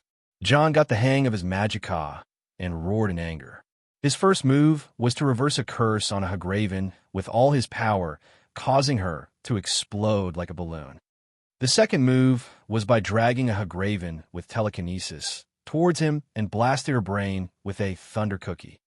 The third move was by transforming Greed into a blaster and shooting a bolt of aura that tore Hagraven by half. Alaric was simply terrified. He would do anything to stop John now. Without realizing it, he was carrying a dagger and stabbing it at John's back only for the dagger to get dent when it touched John's skin. The skin of a level 3 Jade Skin stage, Dragon Frame Realm, was simply not an easy thing to cut. John looked at Alaric with anger and slapped him 10 meters away. There were only 6 Hagravens left, they were annoyingly powerful. A Hagraven with a semi-Daedric creature with a heart that condensed a higher form of spiritual energy, but John can simply overpower that with his firm base that was built on tedious training and not some dark rituals. The last showdown with the 6 Hagraven was a show of pure brute magic force. John's root of power was started to slow down and fade, and the black soul gems of the Hagravens started to crack. Break! John forced all his might in one final push, destroying 3 black soul gems and causing 3 Hagravens to fall into a major backlash. He only needed to wave Greed like a chainsword and killed them in one go. Now, 3 Hagravens was very manageable. John's demonic mode was fully on, and he smiled viciously towards the last 3. He wanted to rip them apart left and right. Alaric, whose body was barely moving, had a clear vision of what happens. He saw the last 3 matrons at the tip of the Reaper's blade. He had nothing to do against someone like John. All his pride of being the leader of Karthspire Forsworn was getting shattered under the might of one Nord. It was a hateful feeling he never wanted to ever experience again, but it helped him understand that he was not as powerful as he thought, and if he can't kill a single Nord with John's level, then there is no way that he will be able to slay a famous warlord like Ulfric Stormcloak. Alaric lost his band of warriors to John and Wulfur, and the 11 pillar matrons of Karthspire were reduced to 3. He was devastated, but the enemy was a true monster. Crawling his body up, Alaric looked around with desperation until his eyes landed on something. A staff. One of the dead Hagravens carried that staff and used it to control the Leshen. Without thinking, Alaric jumped at the staff and connected himself to the Leshen that was healing underground. He managed to move him underground easily and made a plan. Retreat, retreat to the rocks. Alaric called to the 3 Hagravens, who were desperate to survive. They retreated with him out of the crater while keeping John as bay as much as they could. The showdown switched from overpowering with force to casting quick flashes of destruction spells. Once Alaric made sure that he is in the right spot, he made sure to stay close to John for the sake of his only gambit. John didn't notice Alaric, and the latter started controlling the less hen under beneath John until he confirmed that John was fully focused on the Gravens. The area they retreated to was directly under the mountain and made sure that he reached the blind spot of John, then called out the less hen. Now, the land beneath John shot up, and countless vines warped themselves around his leg. John was annoyed by the fact and reached out to stop it, but the whole less hen came up and hugged onto John without any further notice. The hell? Get away! John struggled to free himself from the less hen to focus on the Gravens, but he didn't notice what scheme was playing here. As soon as the less hen locked itself on John, it started to grow a countless amount of vines from its back. These vines connected themselves to the mountains and rocks around the place and started pulling at the same time. Asterisk screech. Star. The less hen was in pain, but all what could Alaric think of was the putting down John. And so, he brought down the mountain on John's head. John noticed only when it was too late. Shit, get off me. He exploded his power and sent away the less hen, not caring about the Hagravens anymore. He was about to levitate, but discovered that Hagravens switched from offense to trying to stop him from using Magicka. Shit. No levitation or teleportation available. John barely avoided a large rock that was about to squish him. The fall turned from some rock fall to a complete avalanche. Alaric was in the heart of the danger zone, following John. John was enraged and tried to behead the insolent Forsworn, but a large shadow dashed on and carried Alaric away. It was Grosh the Freak. John tried to avoid the avalanche, but large chunks for rocks started to fall on him. His senses of crisis were on full alarm and used the Thursdayum many times to push away falling rocks. The less hen brought itself together once again and attacked John to pin him down, and it managed to do so. An enormous shadow enveloped the less hen and John. He looked up only to see a large falling boulder coming at him. Shit. The only thing he could do was to press his sword to the ground and try to shield himself with anything. Not far from where John had the mountain on his head, Nefertiti was tending to Wulfur, and the later was resting to the rock. They felt the strong shaking of the earth and saw a whole mountain fall towards John. John! No! Wulfur panicked and ran towards John, but thud! Nefertiti collapsed. PayPal, 50 SS equals $1. PayPal, me/Eldokmezi. Pat Rayon, remove the dash. Pat Rayon, com/Eldokmezi. Discord, GG/GKCKVA7.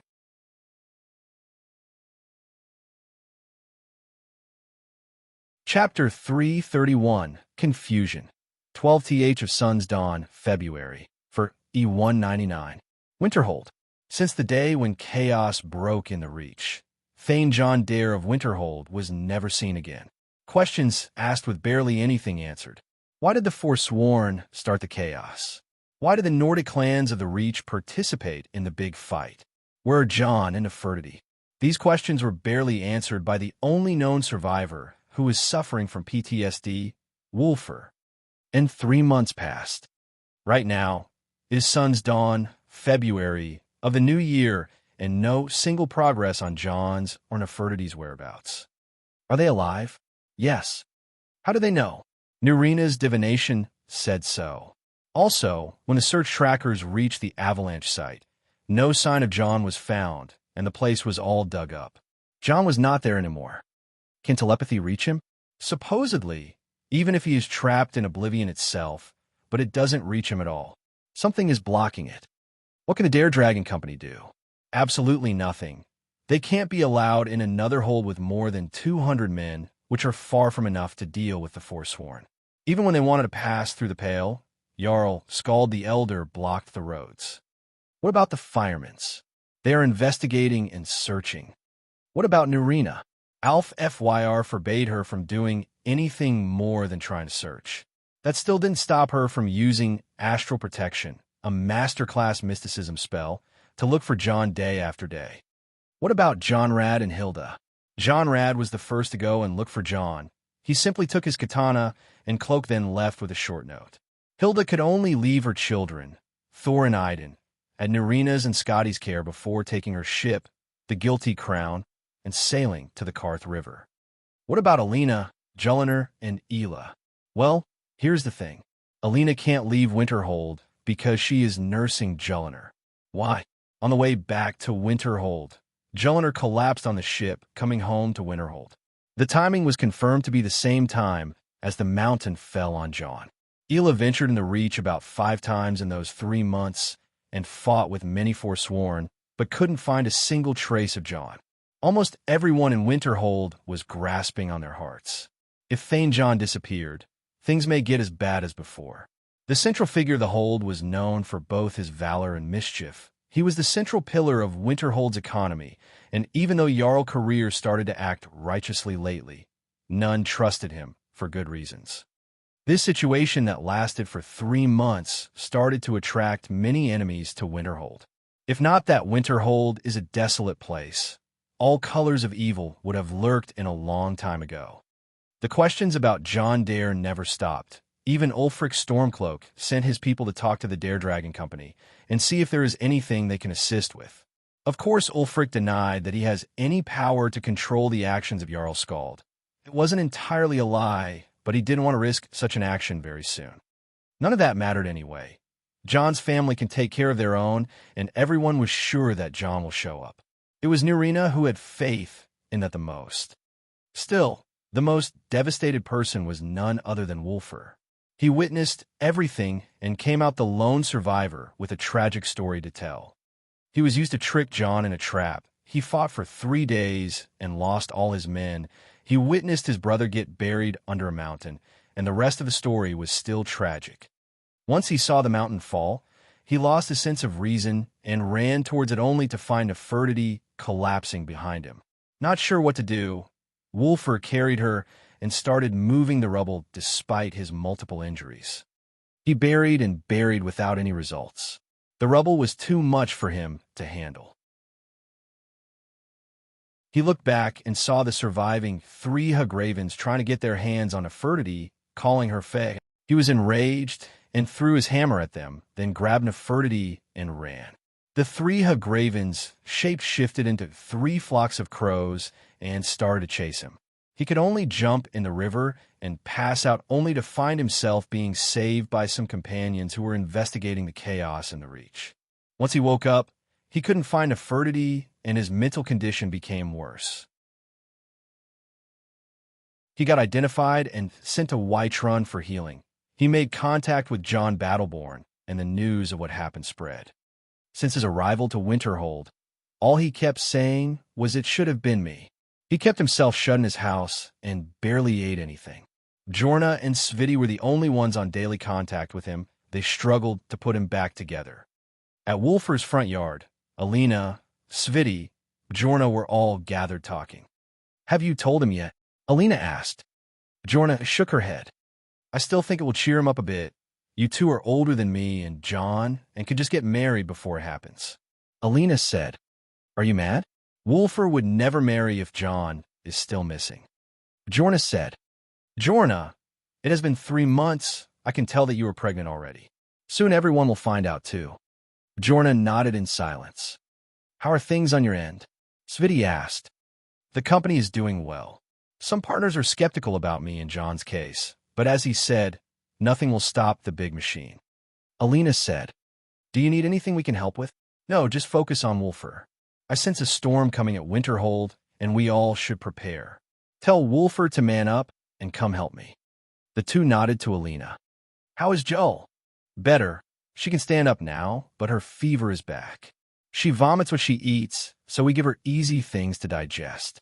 Ela comes by with meat she hunted, and we eat together, holding up and all." Alina seemed to be holding up well different than Wulfr, who completely crumbled. "Thank you, Alina. We all depend on you." Alina nodded with a smile. The Firekeeper mask, hiding her eyes, kept away a lot of sorrow and sadness to her alone. As she left Wulfr's place, she walked home stealthily in the empty street. Her face was expressionless and her steps were quiet. No one knew what she was thinking of in that state. All of a sudden, her Firekeeper mask started to glow and her expressions turned fearful. Her eye powers were acting up again. "Damn it, stop," she groaned. But her eyes didn't stop at all.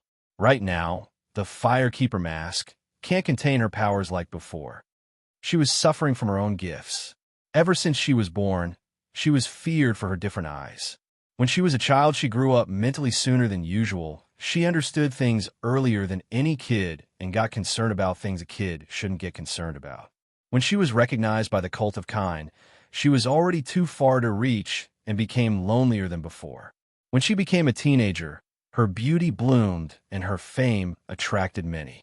When she learned magic and martial arts, she was peerless, which could be another word for friendless. She always suffered from the gifts she had until the day she met John, and she was always after him in many things. For the first time, she was in someone's shadow, and she loved it. Not the loner anymore.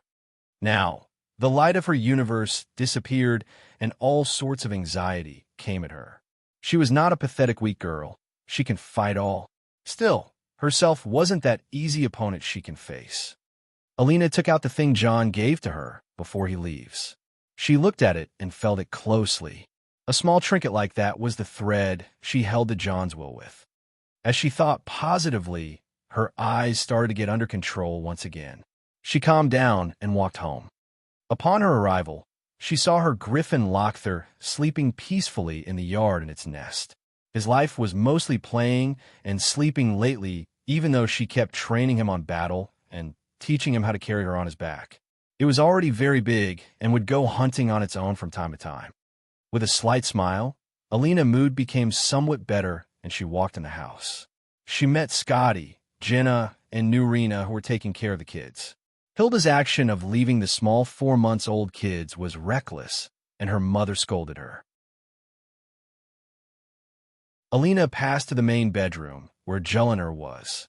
She saw her sitting on the bed and eating some soup. Feeling good, Alina sat beside Jellinar. "A little. How was your day?" Jellinar asked. "As usual." "Anything?" "No, nothing new." Jellinar was not in a talkative mood. Between brooding, crying, and falling ill, she did nothing else. Alina was at a loss of words and tried to comfort her partner, but she was not that much better herself on the inside. Alina and Jellinar snuggled together and kept it silent until one of them spoke. "I wonder how is he doing?" "Markarth, earlier this day." Markarth, a dwarven city built on the surface, unlike other underground dwarven cities. The Nords prized it ever since the disappearance of the Dwemer, but many others coveted it. The city was famous for its large silver mine run by the Silverblood clan. The mine also serves as a prison. The mine silver or gets delivered from the prison to the smelter outside the mine to be made in ingots and to the pockets of the Silverblood family. In the smelter, many workers come and go under the watching eyes of Mulish Groshugars, the overseer of the smelter business. One of those newcomers was one the miners called Dragonblooded. Dragonblooded was a silent but abnormally large fellow, mostly mute. His left foot was replaced by a prosthetic one. Some of his left fingers were missing, but most importantly, the left side of his face was badly damaged to the point that he was called Dragonblooded. He always kept his face hidden, though. Even though people were wondering what could put such a beast of a man down, all were fearful to approach him. The amount of or that man can carry was not natural. His power transcends the common sense. Dragonblooded has only appeared 1 month ago, but he is the best worker in the smelter. Mulish Groshugars wouldn't even try to scold him. Dragonblooded lives in the Warrens, the home of the homeless and beggars in Markarth. He always returns early and sits in lotus position meditating the Magicka. No matter how long he tried, he could only meditate without the ability to get the Magicka out of his body. He used to be a very talented mage, but now he can't even help but to punch the ground in desperation. He took off his shirt and looked at the state of his body. There was that brown vine growing on his body and locking him from casting magic. Losing limbs was something manageable to him, as he always had a plan for everything. The problem is, none of those plans had the part where he can't cast Magicka. He calmed his pointless anger and lied on the old bedroll. His prosthetic foot turned into a formless black matter that he used as a pillow. A lot needed to be done, and he has a devious plan. Darkness swelled up from his heart. He already became a monster, so why not act like one? He closed his eyes and let his head flow to the past. PayPal, 50SS equals $1. PayPal, me/Eldokmeezy. Pat Rayon, remove the dash. Pat Rayon, com/Eldokmeezy. Discord, GG/GKCKVA7.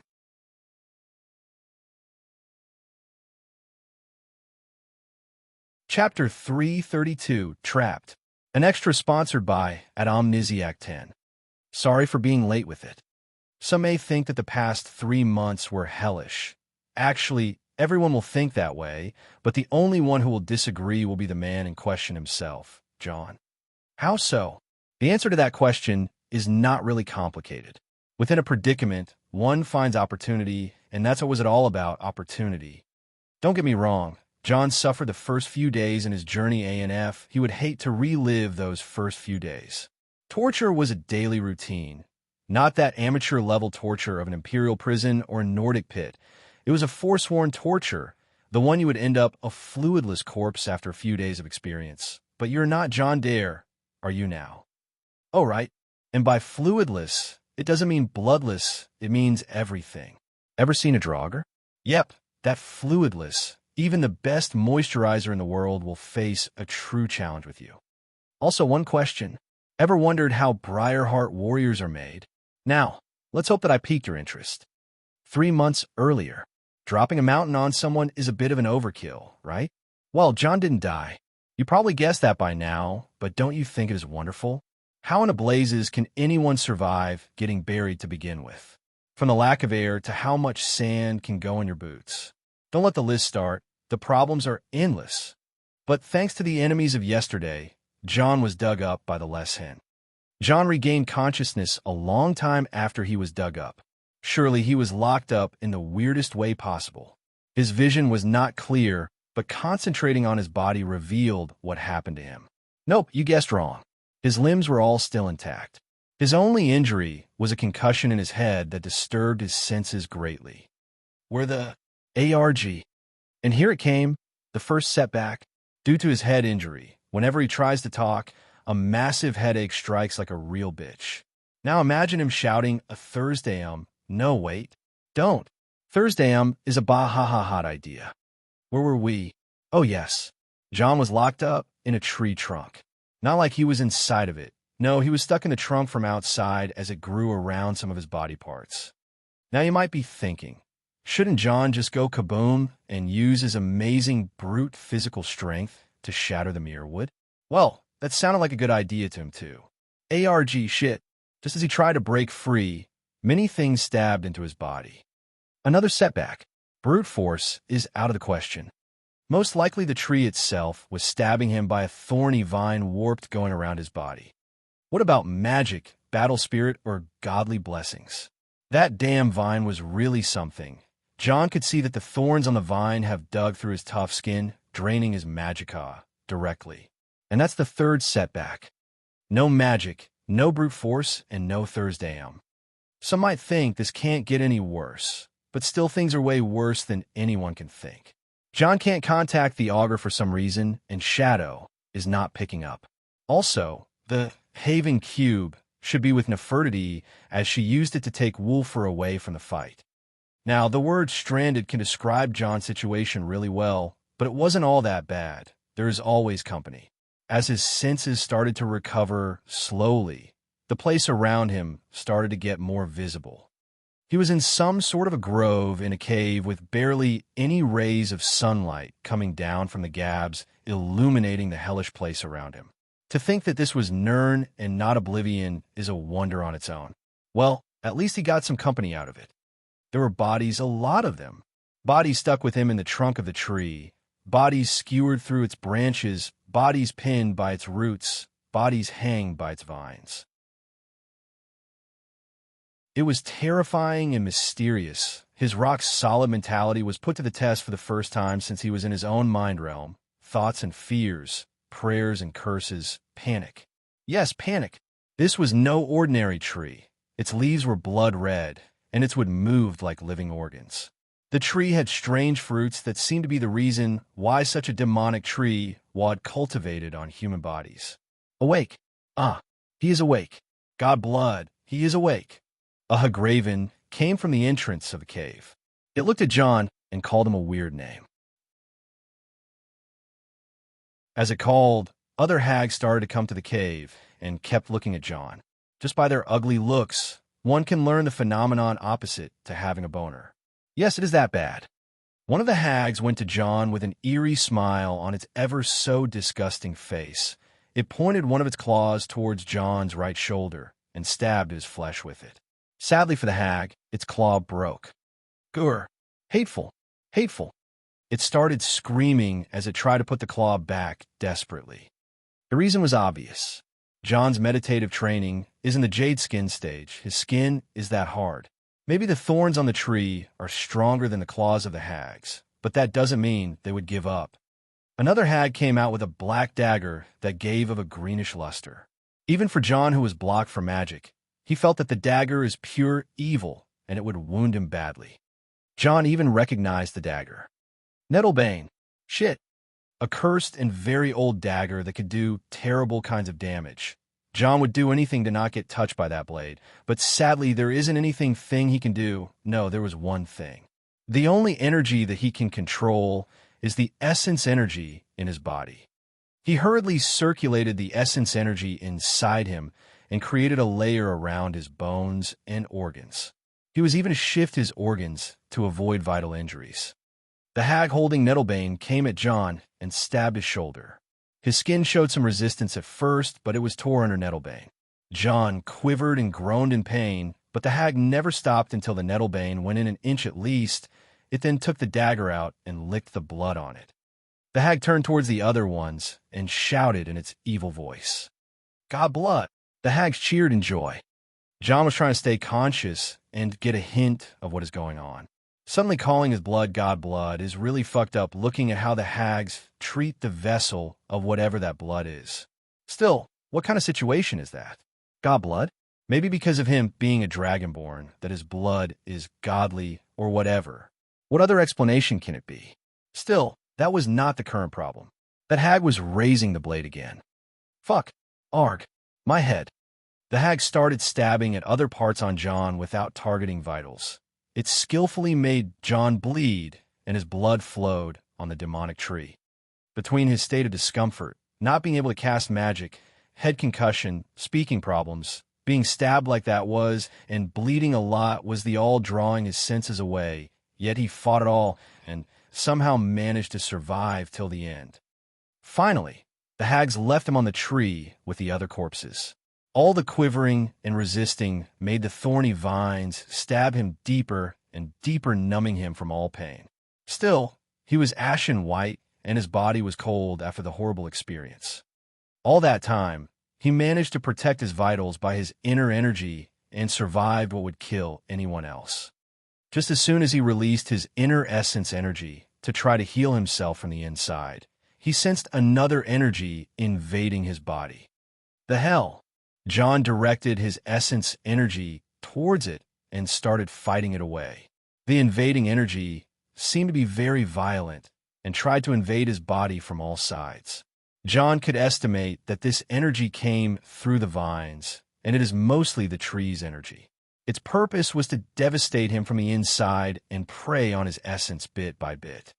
John was enraged and realized that this evil tree is trying to consume him like the other corpses around him. Not that he expected any less, but the energy of the tree was tricky. If he resisted it too much, the thorny vines would dig in him. Yes, the situation is bad, but John smiled for some reason. He would laugh if he can too. Maybe essence, energy, and bodily fluids are the tree's favorite food, but John found a ray of hope in that demonic tree. Its energy is vital podomic energy. PayPal 50SS equals $1. PayPal me/Eldokmeezy. Patreon remove the dash. Patreon.com/Eldokmeezy. Discord GG/GKCKVA7.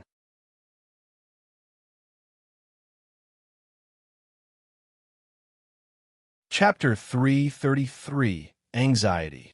Extra chapter. Every new, plus $10, patron or PayPal. Extra chapter, 5,000 votes. Extra chapter, 8,000 votes. Hey, Dragonface. Workday is over. Crawl back to your crypt. Hey, don't say that. What? Guy's an idiot. Doesn't talk, doesn't eat. Think he scares me. Mommy. Thud. Buzz off, you two pieces of shit. Work as much as he does, then complain. The overseer stuck up for Dragonface. Today was a usual day in Markarth. John goes up. Everyone calls him Dragonface. He works in silence, steals some money and stuff, then goes back to the Warrens at the end of the day. He grew up in Riften, and Markarth was very similar to Riften. Tycoon family, incompetent jarls, and evil lurking everywhere. Still, out of his last month's daily routine, John had a break off this day. He was still looking for a way to rid himself of those shackles around him. The vines that wrapped his body were really limiting him way too much. Still, the new magic he discovered after he broke through the Jade Skin stage was something terrifying. A natural ability that has a lot of potential if he managed to learn it properly. But that wasn't the time for research, it was the time for healing. John had an appointment with the alchemist. Come in. This way. Just as he arrived at the Hag's Cure, an alchemy shop in Markarth, the owner Bothila invited him in. Bothila was an old reach man that is not associated with the Forsworn, so John went to her seeking a cure. Come in here, the place is empty, just me and my assistant. John walked in wearing his work clothes that he has nothing other than them and hiding his head with a hood. Once he sat where Bothila pointed, he removed the hood and the shirt. Sigh, poor boy. Bothila sighed and checked John's body. The injuries on your fingers and left leg are clean despite your line of work. I am amazed you didn't get any inflammation or infection. Also, the skin on your face and your left side will get its liveliness soon. Just stick to the medicine. John nodded. Did you bring enough money? John nodded again. Then we can start. Just close your eyes and rest. A couple more sessions and your skull will heal and we will hear your voice. Bothila treated John kindly, and he was thankful for her actions. Kindness didn't come without money, though. Also, I contacted some people regarding these vines growing on your body. I don't know what happened for them to be alive on you as a host. They have clearly transformed from plants to parasites now. It is unheard of, so don't have high hopes. I am still wondering, how did that happen to you in the first place? The questions of Bothila were many as any person should have. John can answer some, can't answer some, and don't want to answer some. Still, those answers took his memory way back. 3 months ago, the Hagravens would surely show day after day to make sure that the process is going smoothly, but what they didn't foresee was John as lively as ever while being stuck in the trunk of the tree for more than 3 days. He didn't look tired or hungry. His eyes were still bright and didn't show any signs of discomfort. Explaining it as John is a powerful enemy and possessed the blood of a god. The Hagravens discarded their worries as good fortune for the tree they are cultivating on dead bodies. A day or two passed, and the visitor this time was not the hags, but rather a face that John could recognize, Alaric of Karthspire and his freak brother Grosh. Look, Grosh, the Nord who hurt you, we captured him. Grosh, Grosh. Ha ha. I know, right? Their victory over John came at a high price, 300 Forsworn and 8 Hagravens for just a single man. Alaric bitterly called it a victory, but he knew better. Every Forsworn family held a funeral because of that man ever so comfortably resting in a tree. Only the most heinous lawbreakers, traitors, and Nords get to be offered to the trees. Consider yourself lucky, Alaric said. He looked at John. Red hair was like the flowing blood on a battlefield, and eyes gleaming blue, but still looked down at Alaric. To him, John seemed younger than what his size would give off, but it didn't matter to Alaric. John was a disaster. John looked at Alaric, a midget for a savage whose hair was unkempt and face was full with red war, paint that resembled a bird. He stood proud in front of John as if he was examining his trophy. Motherfucker. You cost me a lot of men, but here you are, broken and conquered like all you Nords should be. Alaric said, taunting John. John closed his eyes with no interest in Alaric. Why even bother with a small fry? Alaric didn't like John's reaction and pressed on. The matrons call you Godblood, right? Not sure where is that coming from, but you're one of those ones blessed by Nord gods, right? Hee hee. Look at you now, not even able to break free. Do you know what these trees are called? They're the Briarheart trees. Once a person like you is put on one of those trees, the tree will eat them, and what's left will turn into a piece of garbage. You will be the largest piece of Nord garbage we ever had. As Alaric finished, John opened his eyes and examined the tree closely, then understood what kind of tree it was. He didn't see any tree like that in the game, and the Reachmen kept the matters regarding the Briarheart warriors a closely guarded secret. We make bets on how long will it take you to die, and how many hearts will the tree give us from you. Oh, this will be magnificent. I have high hopes of you. Alaric kept provoking John with words to no avail. It was understandable. John is strong, and strong people are hard to break. There is no way the Nord who destroyed his best warriors would crumble that easily. Still, Alaric had one last thing to ask. Tell me, you know that man they call Ulfric? Ulfric Stormcloak, that menace. He can shout like you and that man you came to save. Did you learn from him? Is he your leaders? Don't worry, you can't shout. The tree won't let you anyway. So that man, can I kill him? Alaric asked with frenzied eyes. It was his sole purpose of being, after all. Kill Ulfric and avenging everything. He honed his skill for many years and killed a lot of Nords, but none were like John and Wulfur. Of course, it was natural for him to think that they were related to his figure of the devil, but John's response made him very uncomfortable. John's eyes were showing mockery, and he moved his head as if saying, "Sure, why not?" Alaric felt upset about John's haughty reaction that didn't seem like a prisoner in his hand. Just you wait.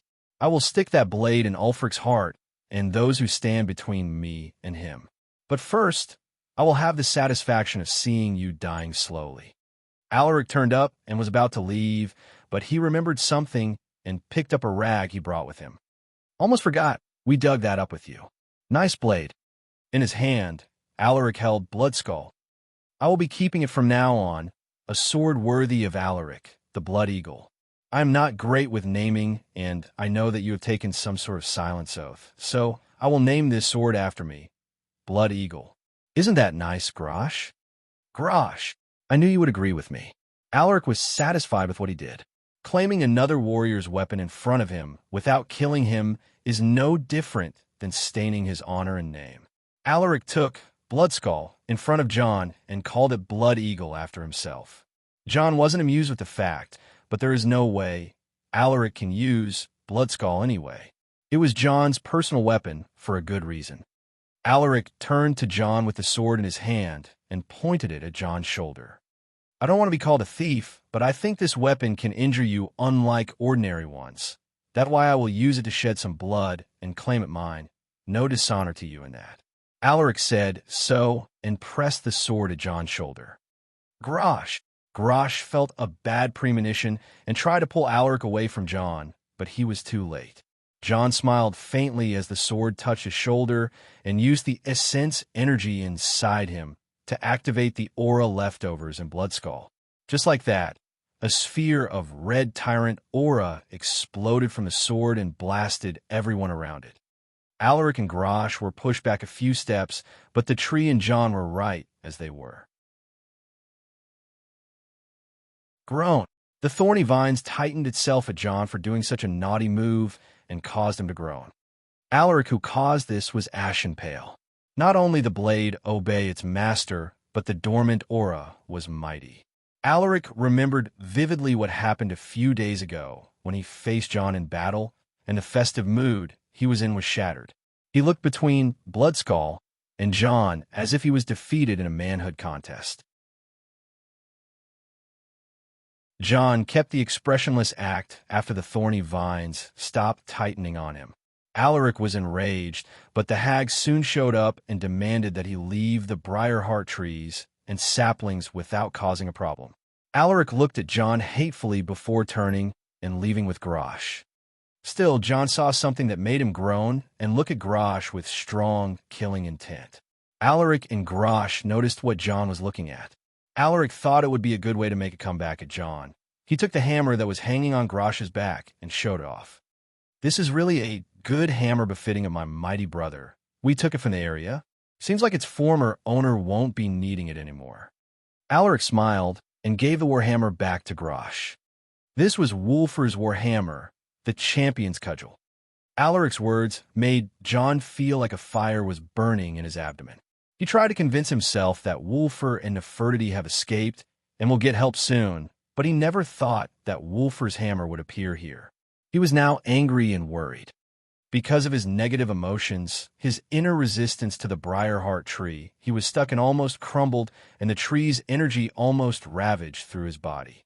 John was able to calm himself, but his heart, he was really worried, and the only thing he can do was to pray or hope for Wulfr's safety. If he could talk, he would pray, but he hasn't prayed for almost 18 years. Not even sure his prayers would be heard in a foreign word, but he prayed anyway. Just as he calmed down, he started to think of himself right now. He needed a plan and do not expect any kind of help. The worst-case scenario, he is pre-assumed dead. He knew his family will do some chaotic actions, but he would manage no matter what. With such a mentality, John regained his senses and focused on the three and its Padamic energy that he long since coveted. This is his opportunity. Either he eats the tree or the tree eats him. 3 months forward, Winterhold. John's guess wasn't off. His family was doing all it could. When he disappeared 3 months ago, all the burdens of Winterhold fell on Alina. She had her clan, the Firemane younger generation that is now all present in Winterhold. She had John's influence. She had all the power to command any creature in Winterhold. Even the Jarl was respectful towards her more than John. A lady is a lady after all, and she was the overlady of Winterhold, daughter of Patriarch Sigurd Moonblade and woman of John Dare, the strongest two in Winterhold. Still, none could fill that void anymore. John and Nefertiti are missing, which means half of the family is gone. Jellinar is bedridden, and her situation is unstable with no known reason at all. Even Jellinar's teacher, Nerillion, said he has no logical explanation for her illness, and he came every day to check and prepare the medicine. Just who to cry or run to when there is none she can lean on anymore. She is not even 18 yet, and her world is facing a disaster. When she went into Irina for help, the latter told her to be patient and just hold on. Is it possible? She thought. Well, the act of thinking was something she wanted to avoid at all costs. She started to hate Winterhold, that she is running for the sake of nothing, but leaving her loved ones facing God knows what suffer. Is running the damn hold even worth it at that point? There is no point in making a beautiful garden for a broken palace. She needed peace. A timeout. A short escapee. She opened the window and teleported back to the house yard. Lochther up. Without prior notice, she jumped on Lochther, and it flew carrying her. Destination? Her favorite palace in this world, the Elder Gleam Sanctuary. PayPal. Me/Eldokmezi. Pat Rayon, remove. Pat Rayon. com/Eldokmezi. Discord. GG/GKCKVA7.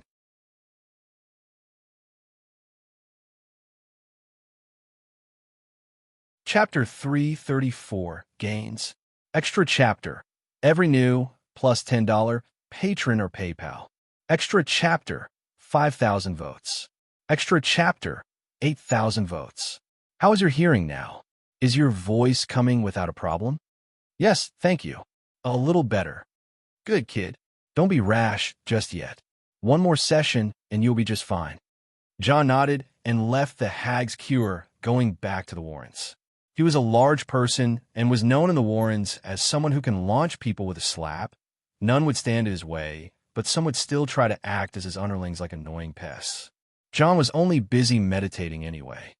His mood was clear and set on a series of goals, getting healed up, getting rid of those vines, and finally, finishing the third labor. But before one gets revenge, one must fill his growling belly. John went out to the market and found some clean food stall, and here it comes. John is a picky eater, even if it is the apocalypse, and had high standards in food. a habit that reincarnated with him. John took the best food he can get and walked up the city to a certain spot. There some beggars and miners would go and pick a seat to the anticipated performance. It was under the balcony of the temple of Dibella, the goddess of love, art, and beauty. Every few nights, the priestesses of Dibella would gather up at the balcony with the Sibyl of Dibella to perform a musical prayer to Dibella. While only some of the female members of the cult of Dibella can attend these prayers, no one else is allowed. Still, the beggars are the only ones who get to sit under the balcony and listen. John also wanted to hear the music. He went up the stairway to the temple and walked around the cliff to the area where the beggars sit. He saw a few beggars already up here, yet one glance at the giant made them run like ants. John didn't mean to scare them, but it was not bad anyway. He can pick the comfiest rock to set on. Back on the balcony, the priestesses were gathering on wooden chairs lined up in a circle. There weren't many of them, but from the way they spoke to someone, John realized that there is someone important among them. "We are honored that you joined us this night for the hymn, my lady, but aren't you going to get tired? You still haven't recovered yet." A priestess spoke. "It is okay, Senna. If I don't go out, the little one won't go out. See, she is so scared of people." "But my lady, since when did we start to pick up homeless kids? Shouldn't you at least send to the steward of the keep to enlist her to the orphanage?" Senna seemed protesting. "Senna, that's enough." Another voice joined the conversation. "Hamal, the words of the Sibyl of Dibella are the words of Dibella. Don't argue a lot. Now let's start. Here, little one, you can play with that drum, don't break it." The priestesses ended their conversation and started playing calm and beautiful music. John felt peaceful listening to it, and he took some of his warm food and ate quietly and started thinking of what happened last time he heard music. 2 months ago, surprising himself and shaming any other living organism on Tamriel, John survived for a full month in that tree. Even though he should have died from hunger and thirst, even though his muscles should have got badly damaged and blood stopped flowing in them from the way he was put in the tree, even though he should have bled too much to live, even though the Briarheart tree should have sucked his life force and turned him into a lifeless husk of a corpse, he still managed to live. Seeing something unbelievable, the hags and the Forsworn were at their wits' end. They tried to kill John multiple times during the last month, but he was too much to deal with. Ordinary weapons can't hurt his skin. Nettlebane can kill him, but even the cursed blade can't make him bleed anymore. Just how much terror can that Nord give them? As their last attempt, Alaric stabbed John at the heart, but John didn't die. John kept looking down Alaric, who was traumatized that day. The Hagravens then had to step in and seal John along with the tree. They couldn't understand what John was, so they kept everyone clear from him. John got into their heads without even doing anything. Well, at least they didn't behead me, ignorant savages. Just how on Nirn could John not bleed to death, getting an organ failure or surviving a stab to the heart? The answer was not simple at all. John himself was the most impressed one, as he knew the secrets behind all that. Knowing the truth behind the trick can sometimes be underwhelming, but John was impressed with his progress. To survive, he needed energy, and he happened to be surrounded by his favorite source, the vital podomic energy. To empower his human machine, he needs food. Food becomes energy in the cells, but there were various kinds of energies in the body, but the most important one is the essence energy that comes from the soul. To keep his system alive, John started a trial and error process on how to distribute his essence energy on the cells.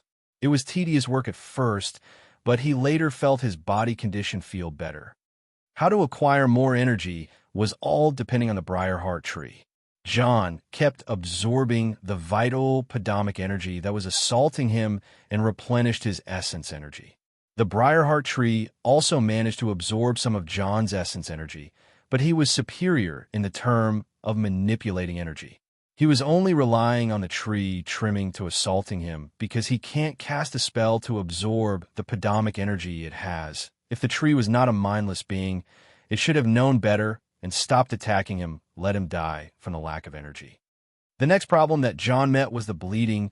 He couldn't stop the hag from stabbing him every day to get some god blood on the tree. He was really annoyed with it, and replenishing the blood with essence energy was a pain. The answer to that was trying to achieve an inner control over his blood. He went deeper with his meditating, deeper than wherever he went before, and started unraveling the mysteries of the human body. He started concentrating on the regeneration of the cells, and how can he control things that he never controlled before. His research was simple and crude, but very fruitful. He learned the ways of the blood and how to manipulate it inside his body, how to stop the flow, how to hasten it, how to avoid certain blood vessels altogether, and even how to detect any harmful microorganisms inside the blood. Just like that, when the hags tried to cut him for blood, only a few drops fell and nothing else happened. In his free time of fighting off the tree's energy and cultivating it inside him, John's research went further and allowed him to control some parts of his body that were impossible to control, like how to move his organs from inside. Shifting his heart's place was the secret why he didn't die when Alaric stabbed him where the heart should be. The body has two kinds of organs, those which follow the will of the person and those which are programmed to do their thing. John can now control most of those organs, and skillfully too. This was also the secret of how he avoids muscle atrophy. By that point, the hag started to think that John is an immortal and started to use some magic on him, which posed him no threat. The hags used the hedge magic, magic that doesn't fall under any school of magic and was quite famous between the orcs and the reachmen. The term hedge magic can describe any unusual forms of magic that are not widely used in the community of mages. John, being the magic genius he is, observed the hedge magic with all its wrong practices and strange hacks. He started to get a basic idea around it too. It was simply magic practiced in a mix of primal and ancient ways containing many lost secrets in the art. John saw some aspects of necromancy, prison magic, blood magic, curses, voodoo, astral protections, sacrificial ritual, and chanting rites, and many things. The hags would sing scary songs and make tricky spells and command hidden forces. John was simply impressed by his captors for a while until he unraveled most of the mysteries and then lost his interest. All this and that happened in the last month. His visitors were barely anyone in Turning 2. The only person who would come was Grosh. John stopped seeing him as a freak once he learning that he was transformed from a normal kid to such a creature by the hags. Not even aware of his own age, Grosh always acted like a kid and would bring kids to play in the Briarheart Grove too. The Forsworn always lived this way anyway. John didn't care about them and would kill them as soon as he gets the chance to do so. And like that, a month passed. From the hags to Grosh and Alaric, to the kids that play with Grosh, John had no visitor interesting enough for him to open his eyes to, or at least that was the case until someone finally decided to visit. "Oh, old friend, you look like a mess." A black serpent appeared before John. John raised his head and grinned. You should have seen the other guys. The serpent wasn't taken aback as it had seen how John descended on a Forsworn army and killed them. "Planning to leave any time soon?" "Not yet. Need some help." "And help I shall offer." The black serpent turned into a black fox and leaped on the Briarheart tree, then reached a gap and flowed in like a liquid. "There are some things you need to know." "Yeah. Welcome back, Shadow." Present time, Eastmarch, Elder Gleam Sanctuary. Lochther flew away to play away from the sanctuary as Alina walked in. The acolytes of Kind that were stationed around the area all recognized Alina and Lochther and withdrew immediately from the sanctuary. The Sibyl of Kind was officially their spiritual leader, so it was natural to bother her or her annoying family, but it was known around Skyrim what happened to John and how Alina was carrying all the burdens after he disappeared. As she was sure that Lochther and the acolytes are away, Alina took off the Firekeeper mask, and her flawless face and red ruby eyes were revealed. How beautiful can a girl be? One may ask. Well, beauty is a gift from God, as anything else, so there's no fixed scale. With that, it is safe to say that despite being the Sibyl of Kind, Dibella has done one hell of a job on Alina. But today that beauty was clouded by a lot of sadness. Alina, who suppressed her tears all that time, sat on the side of the pond at the center of the sanctuary and rested her head on a root of the elder gleam. She started remembering all her favorite times with John, like how they got on the wrong foot when they met for the first time, and how bad she was defeated when she challenged him on the title of the Narina's Legacy Apprentice. There was that time when her face veil fell and a fight almost broke between her overprotective father and John over her. The times they fought for Winterhold together, the travels they had together, the places, the study, the drinking, the sex, the strange stuff he showed her. Now that all this was gone, bitterness only took its place. She didn't know why, but her memories came in that order. Burdened by all that, her chest got tightened. She stood up and undid her dress, and it fell around her feet.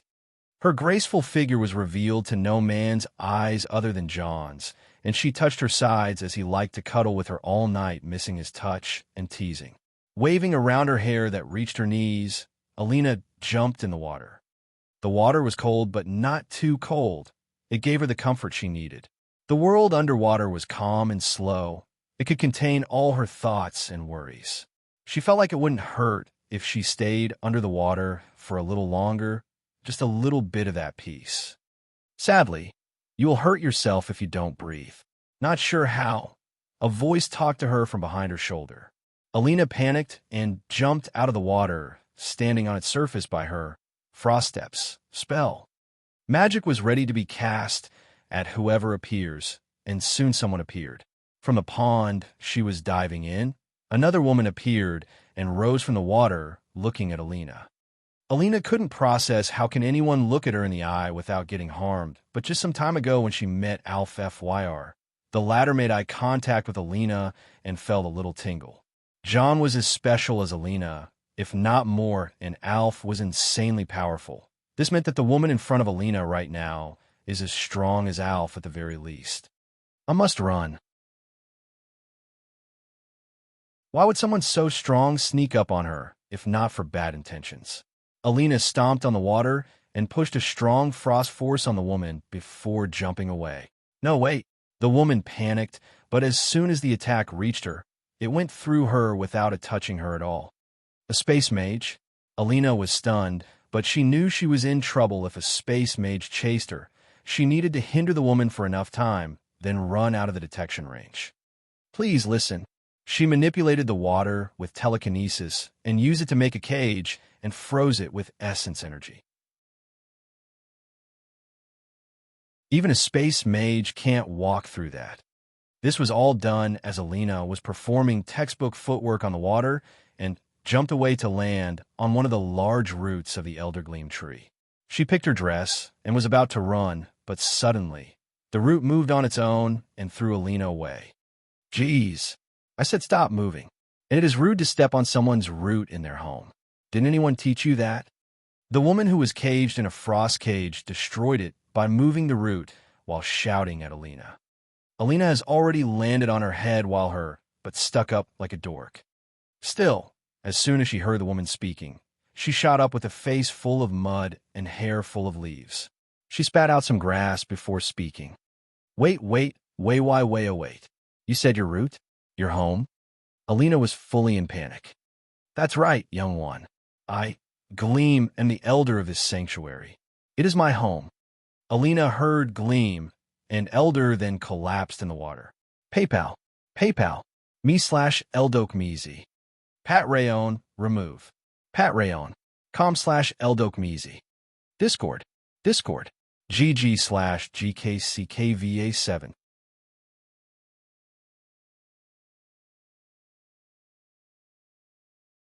Chapter 335, Break.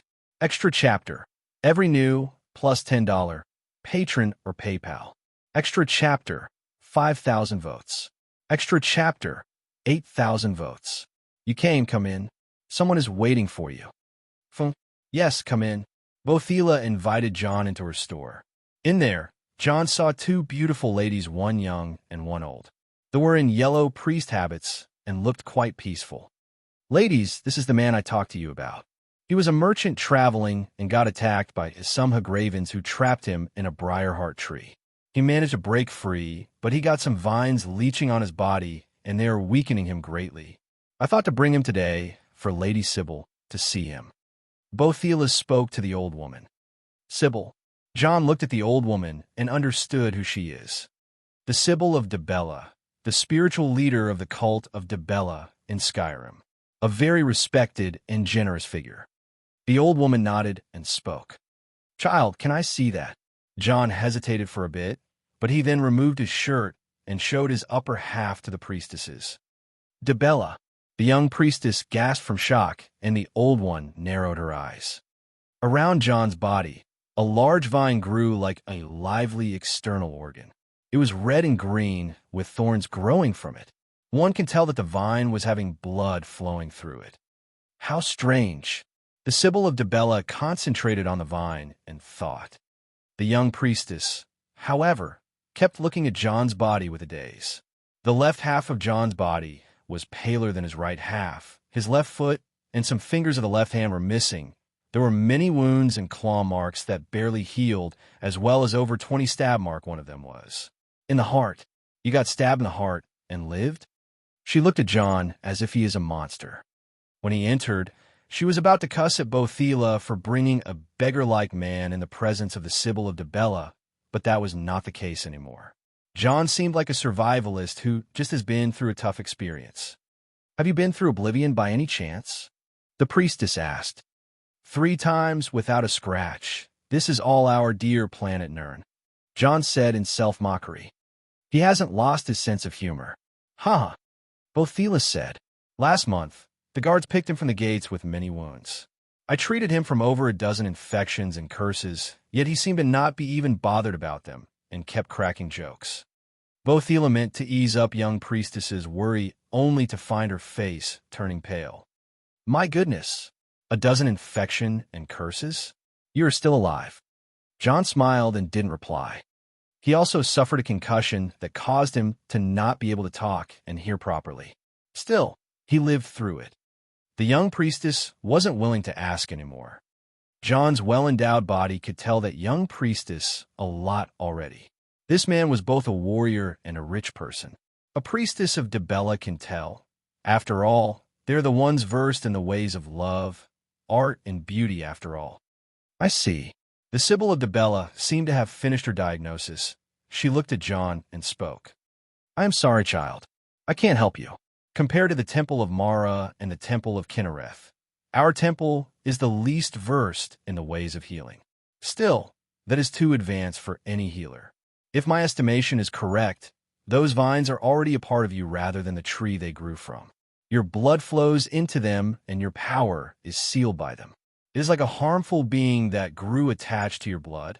Also, your blood seems to be very special. She said. John felt a bit tight in his chest. He nodded and replied. I'm aware of my blood. You do? Yes. But, do you mean that the vine is part of my astral body? Astral body? The Sybil didn't understand the term. My soul. Is this vine sharing my soul with me? John asked. The Sybil's face became long, but she nodded in the end. I didn't think you would understand it. I didn't want to worry you from the start. John nodded. I am a mystic. I understand. Thank you. John's voice was a bit depressed as he said so. He didn't want to show it and turned his head away. It is okay, child. I wish you luck. The Sybil said and stood up from Here's seat to talk with Bothila.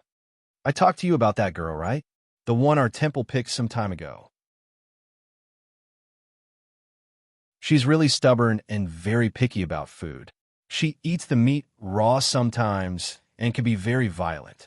She speaks a few words and sometimes has a fever or a fit of anger. Can you come and see her, Bothila? I'm not sure if she is some Reach native or lost traveler.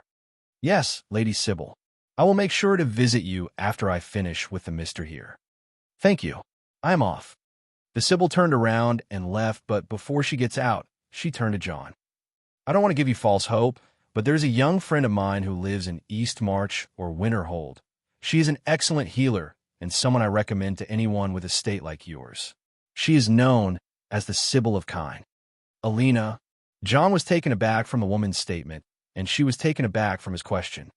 It seems you and I have some mutual friend, child. Yeah, I just I can't let her see me this way. John's voice was filled with sadness, and his hand hung down. I see, the Sibyl said and spoke again, but something strange happened. Her voice was hers, but her tone and aura were different. Child, you are bound to walk the hard way and carve the hard fate. Your fate is your dream, and your dream is your way. Walk the way as we of old once did, and wish upon the stars as your wish is will grant it on your body and land. They are the same, and one they ever will be. Dragons you may rob, their might you may claim, their hearts you may conquer, their way you may walk, and stars you may reach. Walk and dream. The Sibyl said something the nun understood.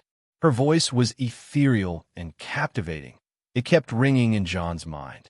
Still, once she was done, her aura returned normal, and she looked around for a bit, then smiled and excused herself out. John was still captured at the moment. Last time he heard such an ethereal voice was not too long ago. Just once a month ago on that day.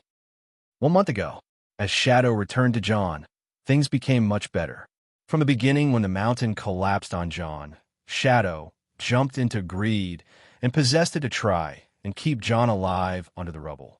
Following its policy of not interfering too much, Shadow kept an eye on the Forsworn as they took John and kept them monitoring where they went and how to get out of that place. Once Shadow found a way for John, he leached back on him and told him everything about his place. He also kindly did some recon and planned an escape route for John. John, on the other hand, was preparing himself for something big.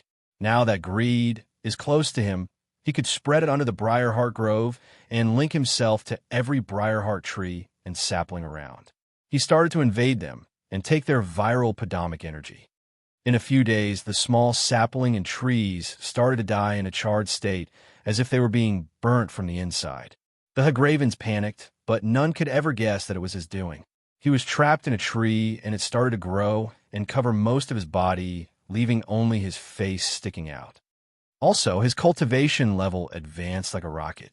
Last night, he advanced to the new stage of, and his body filled with vigor. Still, he didn't break out from the tree. The new stage is called the Ebon Blood stage. It focused on enhancing the blood, and its breakthrough came in the form of spitting out a mouthful of black foul blood. When the hag saw that, they seemed happy, thinking that John is finally dying and the large tree he was in is going to grow some mighty Briarheart seeds, but they can't be more wrong. John's increase of power required a more podomic energy, and he was consuming the Briarheart Grove at a maddened state. He was focused, but he had some annoying guests that would cause him a headache every now and then. First, there was Shadow, his talkative friend. There was Grosh and the Forsworn children who still come to play in the Briarheart Grove. From the looks of it, Grosh is tasked by cleaning the grove, and the children tend to sneak and play with him. John's concussion would hurt the most around children. By the way, the fights around the area has started once again. Seriously? Yes, the midget Reachman was really annoyed and kept sending warriors here and there. What is it this time? Some warriors came a month ago and started searching for you and interrogating the clans around the Reach to say a few fiery and bloody massacres happened. I guess you know whose style is that. My parents. I seriously like those people. Don't you think I picked the best parents for you to be reincarnated for? Shut up. You are annoying. Oh, don't be shy. You like them a lot. I know you do. By the way, your father looks way better in battle. Conjuring ash storms and turning people into ash. You missed a grand sight. And here you are, getting demoted from a voice in my head to an imaginary friend. What? How rude. Just when you're going to break free already, you lazy bum. When I can. Humph. Back in my day, things were much simpler. I mean, getting trapped by a tree would cause you a lot of shame. Says the guy who let himself get killed like a dork. What? I am a peaceful person. I was trying to talk sense into people. Yeah, the bloody mad warrior who bathes in rivers of his enemy's blood just in a fit of anger. Wait, my image is that bad? Yep, fine, I'll shut up. John and Shadow arrived at a truce, and John kept mediating. 2 days later, the Briarheart tree around him started to show signs of breaking. John kept struggling until its energies were depleted and it started to char from the inside. Yes, finally, John circulated his energy to the highest speed he can muster and started exhausting the tree before it could recover. Once everything was done right, cracks started to appear on the surface of the tree, and it was completely charred. John flexed his muscles and cracks sounded out, not only from the tree, but from his sore limbs and neck. And finally it broke. Freedom. John was all smiles as his feet stepped on land again. He almost tripped a few times, but his body started to feel the life again.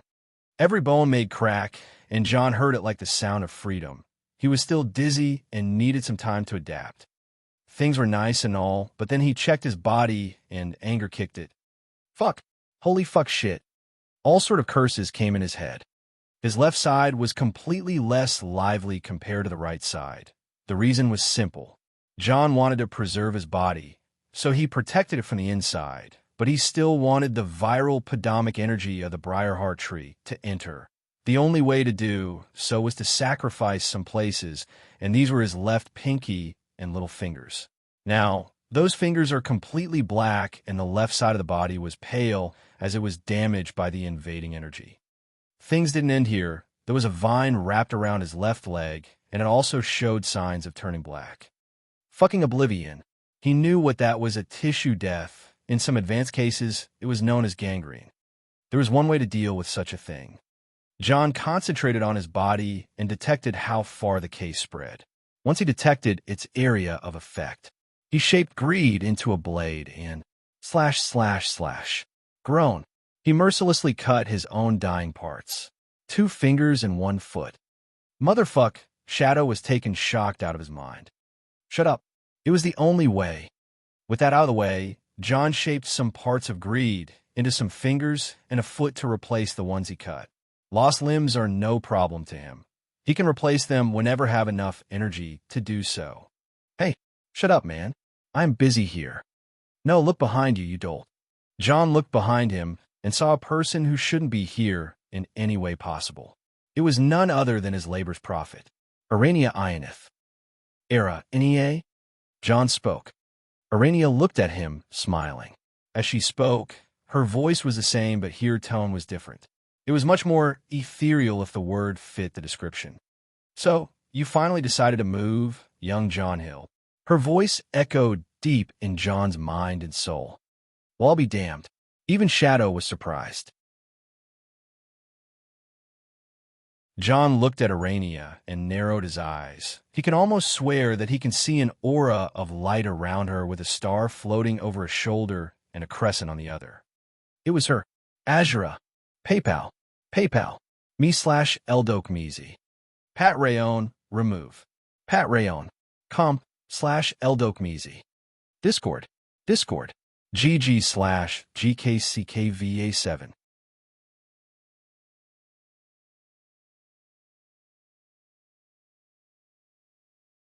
Chapter 336, Azura. This is an extra sponsored by @Coffee_Fiend. Azura, Queen of Dawn and Dusk, Mother of the Rose, Queen of the Night Sky, Magic between the Realms, Lady of Vanity and Egotism. To what do we owe the pleasure? John spoke his mind to Azura, knowing that she reads his heart. The glimmering light around Priestess Arania shone brighter as Azura's divine possession. She smiled, or rather it was Azura. The smile carried a destructive force of nature that made John almost want to back away and talk to her from the other end of the cave. A pleasure I may not offer if my words you cannot understand. I hinder you not, young John Hild, but your fate and many are entwined. Azura said in an ethereal voice. John's face carried a hint of a frown. Tell me something I don't know. He was still in a fit of anger for cutting his own foot and fingers. He also had many questions to ask, but he had to be patient in front of Azura. Once you tainted the brightest star, you set a series of actions on the motion of the great wheel of fate. Things are not the same. Fate's changed, and my divinity in the land is not as bright as it once was. My divinity can be dealt with, but the motions of change are imminent and around the land. It will show effects. My labors to you is to alter the fate that will be. You mean I changed the future? Greatly. I don't understand. John was confused. How can turning the star into a black one can alter fate that much? In-game. I mean, in the future, if the star got altered into black, nothing that serious will happen. Azura looked at John with interest. Speaking of future, as you already know. John looked at Azura with displeasure and nodded. I performed divination of the future. Then you should know that your current fate is not as strong as it is in the future. Your fate now is chaotic, but tomorrow it will be set in stone. Harder to carve.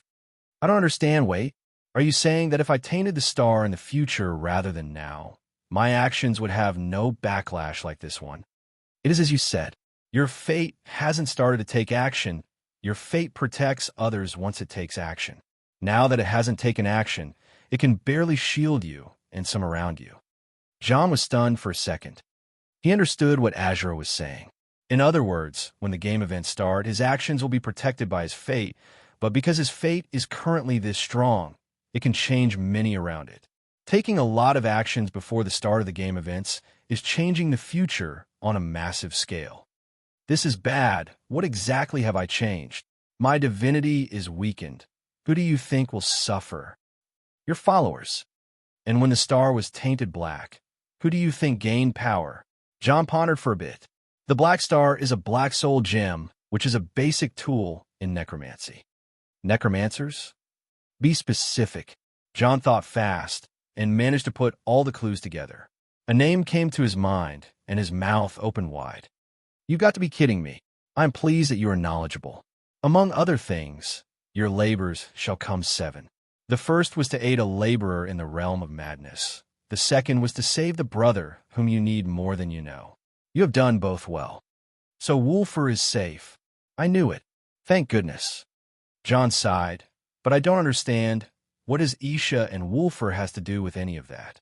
Brothers are bonded strong. You shall know and see. The laborer carries a secret you need for your last labor. John scratched his head. I am completely lost here. So that thing about tainting the star will make that guy my last labor, and Isha is necessary for it. Azura nodded. Okay, at least I knew what last labor will be. John held his head, though it started to be painful. Worry not, young John Hill. Your fate will guide others to triumph. My only purpose is to mend what was torn. You shall receive your third labor now. Azura said, Wait, I still have questions. Nefertiti, my cat. These vines are blocking us from each other. Where can I find her? John asked in worry. Over the Fae worry not, for by you she is bound, and in a warm place she is loved and protected. You need to worry about another. Who? The girl with eyes of colors. Alina, John asked. The other girl. Joel? What's wrong with Joel? John's expressions paled. He almost jumped at Azura, but Shadow was there to stop him by pinning Greed to the ground. John barely behaved, but he kept glaring at Azura, who only smiled in return. A child of Dunmare gave birth to that girl, a girl with mixed race. Do you know why people with mixed race are not a lot seen? Azura asked. John's brows furrowed. He was aware of the rarity of half-race people. In this world, if a man and woman mated and a child was born, in most cases that child will be born in the mother's race with some hint from the father. Still, Jelinar was a half-human, half-elf, a very unusual breed. Most of those who born with half races die young. This was common knowledge, but it is not rare for those children to survive. I know why. Then do you understand the reason? I don't. By the higher beings, mortal races are patronized. From them, they have protection and draw fate. On birth, when given a name, children gain fate that if missed will bring demise to their lives, and no higher being patronize a child of another. That's why mixed-blood children are ignored by fate. Also, if a higher being falls or changes, fates of those who are patronized follow. John stopped Azura with his hand. Hold up a minute. You're saying that mortals need higher beings to patronize them to get fate and blessing, which is like those racial powers. This happens when the child is given a name, right? Azura nodded. So, if anything happened to the god that patronize a race, the race will face changes. Like how Trinimac was eaten by Bothia and then got defecated as a pile of dung. Trinimac changed into Malakath, and his followers changed from high elves into orcs. Azura nodded again with a smile, as if she remembered something pleasant. Then Joel is like a child who was born with no fate. A weak fate, but you already gave her fate. Not strong, but enough for her survival, as long as you survive. Me? Yes. You gave her a name only you understand. You gave her hope and home. The girl worships you, and your fate qualifies you as a higher being. You are patronizing the girl as her god. What? John was not accepting this anymore. With you understanding that, you should know that getting weakened like that has weakened your influence on the girl, and she has fallen sick.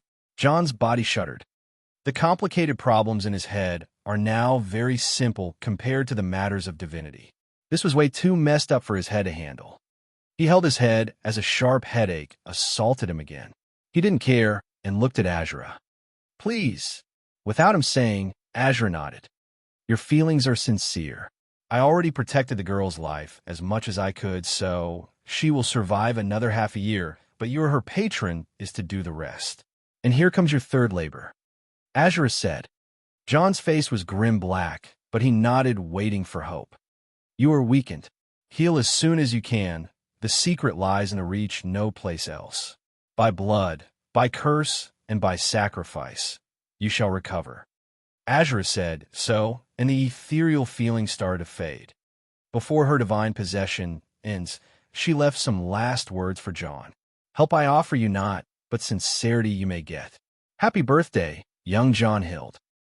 His mind turned blank for a few minutes. Too much needed to be done, and he still didn't escape. In a few minutes, someone will come to check, but he was not even caring about that anymore.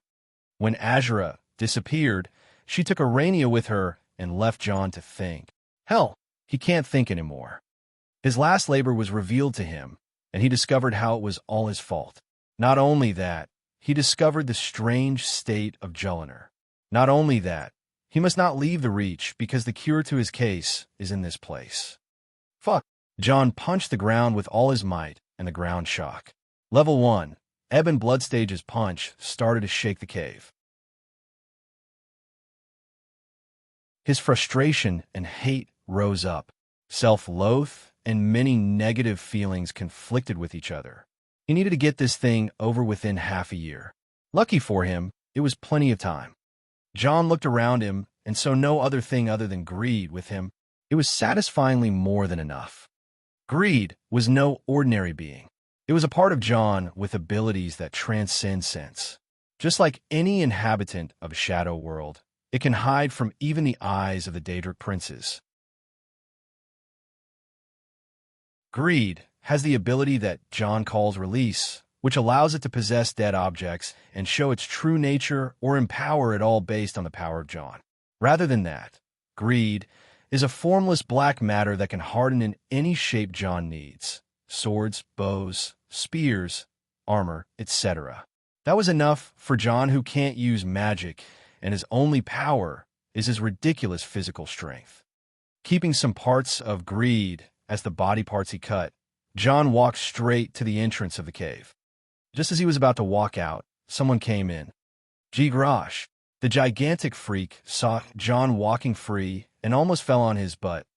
John seemed like his norm, but was carrying a strange smile on his face. It was not a determined, heroic smile. It was cold. It was cruel. It was sadistic. John may not be able to unleash his tyrant aura, but sure as hell the tyrant was released. He was not just the tyrant from before. He was a wounded beast who is not burdened by anyone to save at the moment. A lone wounded beast. His mind was overwhelmed with all the things he just heard from the goddess, so he was in a maddened state. To sum it up, the beast was wounded, maddened, and lone. So it is Grosh. John couldn't help but feel his heart dance. Grosh. Grosh. Yeah, whatever.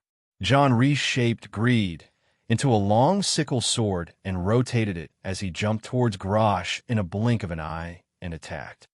Before he would know it, Grosh's head was on the ground. John kicked the head away like a ball and walked to Grosh's body, taking Wolfer's hammer from it. The champion's cudgel was finally in the hands of John. This was a good weapon. Now greed can focus on defense. With that with him, John turned around to face the entrance and go out, but there seemed to be those ones who usually follow Grosh, the forsworn kids. They were standing at their place, silently looking at the headless Grosh with shock. The kids seemed to have lost someone they love. Tisk, John clicked his tongue. He was still in a mad state. Forsworn always had a grudge on. Nords, you hate me now. Fine. Can't leave you to grow up and get revenge one day, can I? PayPal. Me/Eldokmeezy. Pat Rayon, remove. Pat Rayon. Comp/Eldokmeezy. Discord. GG/GKCKVA7.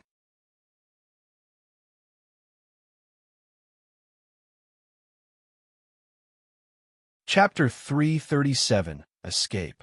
Extra chapter. Every new, plus $10, patron or PayPal. Extra chapter, 5,000 votes. Extra chapter, 8,000 votes.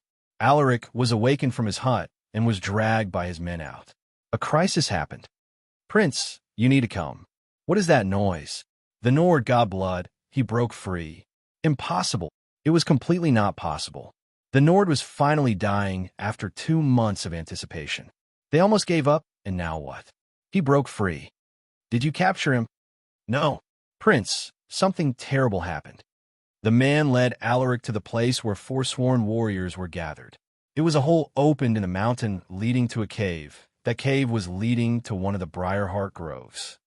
As soon as Alaric reached the inner cave, more people gathered and a lot of cries were heard. What Alaric saw made him almost go insane with anger. How in the world, why? Children, they were lying on the ground in puddles of their own blood. They were his part of his tribe, and he knew some of them by name. They were all the children that Grosh plays with. Just as his brother crossed his mind, Alaric started looking around for Grosh. Hey, has anyone seen Grosh? Where's my brother? Alaric looked and entered the Briarheart Grove. God, he saw every single tree in the grove charred black like what happened with the sapling some time ago. Still, the real shock was still to come. On the largest Briarheart tree, where the Nord was trapped, there was a large thing waiting for him resting on the tree. Alaric's being froze in its place. He didn't want to take a look or look away. He didn't want to go closer or go further. He was just frozen. He saw something his head couldn't accept at all. He didn't understand it, even though it was clear to him as the light of day. Shock, disbelief, denial. No. He shook his head. That is not how it was supposed to happen. That is not it at all. Grosh, please no.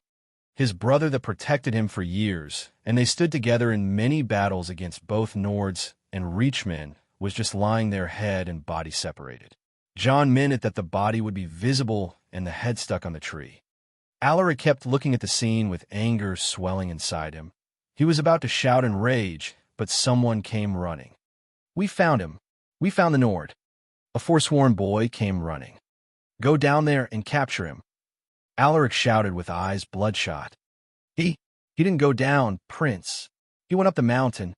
Alaric and the forsworn were taken aback for a second. Everyone knew what is up the mountain. Alaric pushed it all to the back of his head and shouted, Go after him. Break his limbs and don't let him die yet. Go. Alaric shouted at the man behind him and walked to Grosh's body, lying it down and putting the head where it should be. He stained his hand with his brother's blood and marked on his face. Whoever kills him will be killed. That Nord is mine. Since the moment he stepped out of the cave, John smelled the fresh air he was deprived from for 2 months. Being forced to live in the hellhole of the Briarheart Grove for that time made him forget how the world smelled so nice. The Briarheart Grove was filled with corpses after all. John knew where he was. According to Shadow, he was southeast of the Reach, not far off Old Hroldan. The place he was in was known as Lost Valley Redoubt, an old ruin filled with forsworn savages. The place was one of the game's best locations, too. John looked around and made sure that he wasn't spotted. Lucky for him, he found a sleeping forsworn stationed on the cave with a few arrows with him. John finished the guy by cutting his head in one slash with greed. He threw the corpse back in the cave and exchanged the rags on him with some of the Forsworn's iconic gear of hide and bone. There was no way he can go down their mountain, as he will be found out right away just by his side. At least the disguise he has can support him for a bit if he went up, and from there, he knew the way out.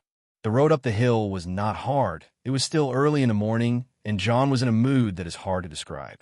It was his birthday, and he was breaking free after 2 months of humiliation and imprisonment. He was happy that he was finally free, and he was in a grim mood too, as he was barely resisting the urge to kill every Forsworn he saw. Until the way up the mountain, John knew he would find a large waterfall with a large portion of the ruins. Up there was a Nordic word wall that he already knew what it was all about, as Shadow has memorized its content for John. Still, there was some sort of party going around the word wall on the summit. John knew what to expect once he reached up there. Hagravens! He sneaked quietly until he saw the 3 hags that survived the fight with him were busy creating a Briarheart warrior in a hurry. It seems they were working on a complicated ritual. Heart of Thorn, bones of the wild in life, forsworn, rise from death, blood of our blood. The hags kept chanting. John has seen that ritual a few times in the grove, so he was familiar with all that dark magic. Because of that, he kept waiting until the crucial moment came. Once the hags were about to place the Briarheart seed in the dead warrior, John transformed greed into a bow and used an arrow to shoot the hand holding the Briarheart seed. Gah! The hag screamed, but John didn't give her any chance to cause a scene. In the next second, he shot 3 arrows all to her head. The other 2 hags were busy trying to cover their sister, and John used that to sneak in as fast as possible and assassinate one of the hags. The second was about to lash at John, but he took the 3rd hag as a hostage right away. "Stay," he said. Curses on you." The free hag seemed to be retreating, so John kicked her sister towards her and the thrust with greed in the form of a spear. The 2 hags struggled for a bit, but John transformed greed that was stabbing them and obliterated them from inside. A smirk showed on John's face as he interrupted the ritual successfully. He finally killed those 3 annoying hags that tortured him a lot the past month. He looked around and destroyed some evil totems, then gathered some alchemical ingredients that are easy to preserve and fetch money in a bag he found. As he finished, started to make a big fire at the end of the way to the summit. Alaric finally caught up to John, only to find John waiting for him near the waterfall on the summit. This summit was known as Bard's Leap Summit, a place only the bravest of souls would step in. John stood alone on the end of the way up with a fire in front of him, facing Alaric and his horde. He seemed to be preparing for something big. Alaric looked at him with rage. "Nord, I'll kill you for what you have done." Alaric stepped forward, aiming Bloodskull at its owner. John smirked disdainfully and picked up something from the ground. It was the 3 severed heads of the Hagravens. "No, it can't be. He killed the rest of the matrons." The Forsworn were infuriated at John and all aimed their weapons at him. Sadly, none can hurt him now, as his plan was already complete. He just threw the heads of the raven in the fire along with some other prepared ingredients. The fire in front of him turned green, and some strange noises came out as if the hags were still screaming. This was one kind of the hedge magic that John picked up from observing the hags the last couple of months. Something that didn't need magicka, but rather a sacrifice. As the screaming sounds started to settle, 3 points in the ground formed up and expanded like portals. From them, 3 foul creatures walked out. The creatures were large humanoids with crow heads and legs with large black wings on their backs and sickles in their hands. They looked like a very advanced form of the Hagravens, but only John knew what these are. They are called Wraiths of Crows, and they come from the Daedric realm of Evergloam, Nocturnal's realm in Oblivion. Once those creatures appeared, the Reachmen froze at their places. Something so unfamiliar can bring confusion regardless of the situation. John, on the other hand, walked away with light steps. He may have summoned the Wraiths of Crows, but he has no power over them. These creatures were unbound, which means he will get attacked if he gets noticed. Screech. Sure enough, the creatures he summoned were powerful and didn't disappoint him. They viciously screeched and rushed at the first target they saw, the Forsworn. Get rid of those. I want to rip him apart. Alaric was still enraged and rallied his men at the Daedric creatures. A fight started at the narrow path up, and the wraiths of crows proved to be too tough too. The Briarheart warriors were all stationed away from here, and there was no time. No one knew what John was planning next. Alaric was desperately fighting the creatures John summoned and seemed desperate. "Prince, there's no way down from up there. The Nord won't go anywhere." A man said, "No, there's a way down. The leap." "That's impossible." "Damn it. We will buy you time, Prince." The man understood what leap Alaric was talking about. Bard's Leap Summit is high place on the Gerald Mountains and a place where a river flows down into a waterfall. On the edge of the waterfall, there was a walkway overlooking the whole reach. One could say it is a very high and steep place that walkway was on. Right now, John was standing on the edge of the walkway, and someone arrived behind him. John barely looked with half an eye before looking forward again. You murderous son of a bitch. I won't let you die if not by my hands." Alaric spoke to John with hate. "So far, you are not doing a very good job." John mocked. "Even if you survive the leap, you won't go too far. We will drag you back, and I will torture you to death. I swear on the name of my grandfather, King Madanak, that you won't get away from me." Alaric held Bloodskull and pointed it at John. "Madanak, right they call you Prince." John smiled vividly. He knew the king in rags, Madanak. He put many dots together now. "I will come for you, Blood Eagle." John left Alaric with those words. Don't you dare jump down." Alaric was desperately trying to get his hands on John. John looked at Alaric disdainfully.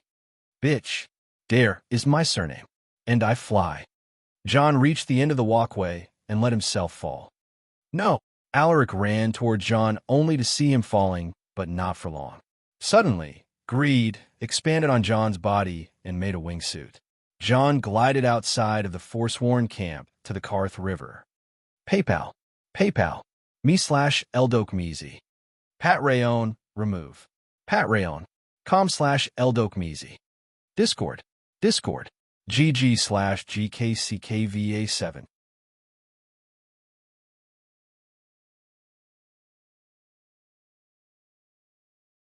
Chapter 338, Good New, Bad News. Just in case if you were wondering why I let John get captured, this chapter will explain everything. Extra chapter, every new, plus $10, patron or PayPal. Extra chapter, 5,000 votes. Extra chapter, 8,000 votes. Winterhold. Alina was still in a dazed state of what happened yesterday. She met someone, or something, that she never ever dreamt of meeting before. That was obviously Gleam, a part of the cult of Kine that is known as Guardians of the Grove, and resided in Kine's Grove, had tales about a legendary godlike being that lives in the Elder Gleam Sanctuary who's shown herself in history barely once or twice, but the tales are still there. Known to have some godlike powers, that being was always associated with Kine, and the sanctuary was always treated as a sacred place. The origin of the name Elder Gleam was unknown, but to think that the spirit of the tree itself was called Gleam. Well, Alina was petrified when she met Gleam. She fainted and woke up while being tended to by Gleam herself.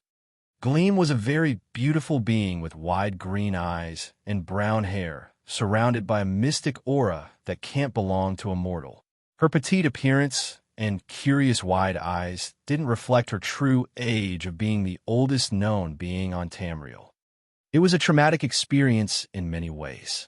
Alina was always a fangirl of the spirits of Nirn and dreamt that she can one day meet with one of those fairies.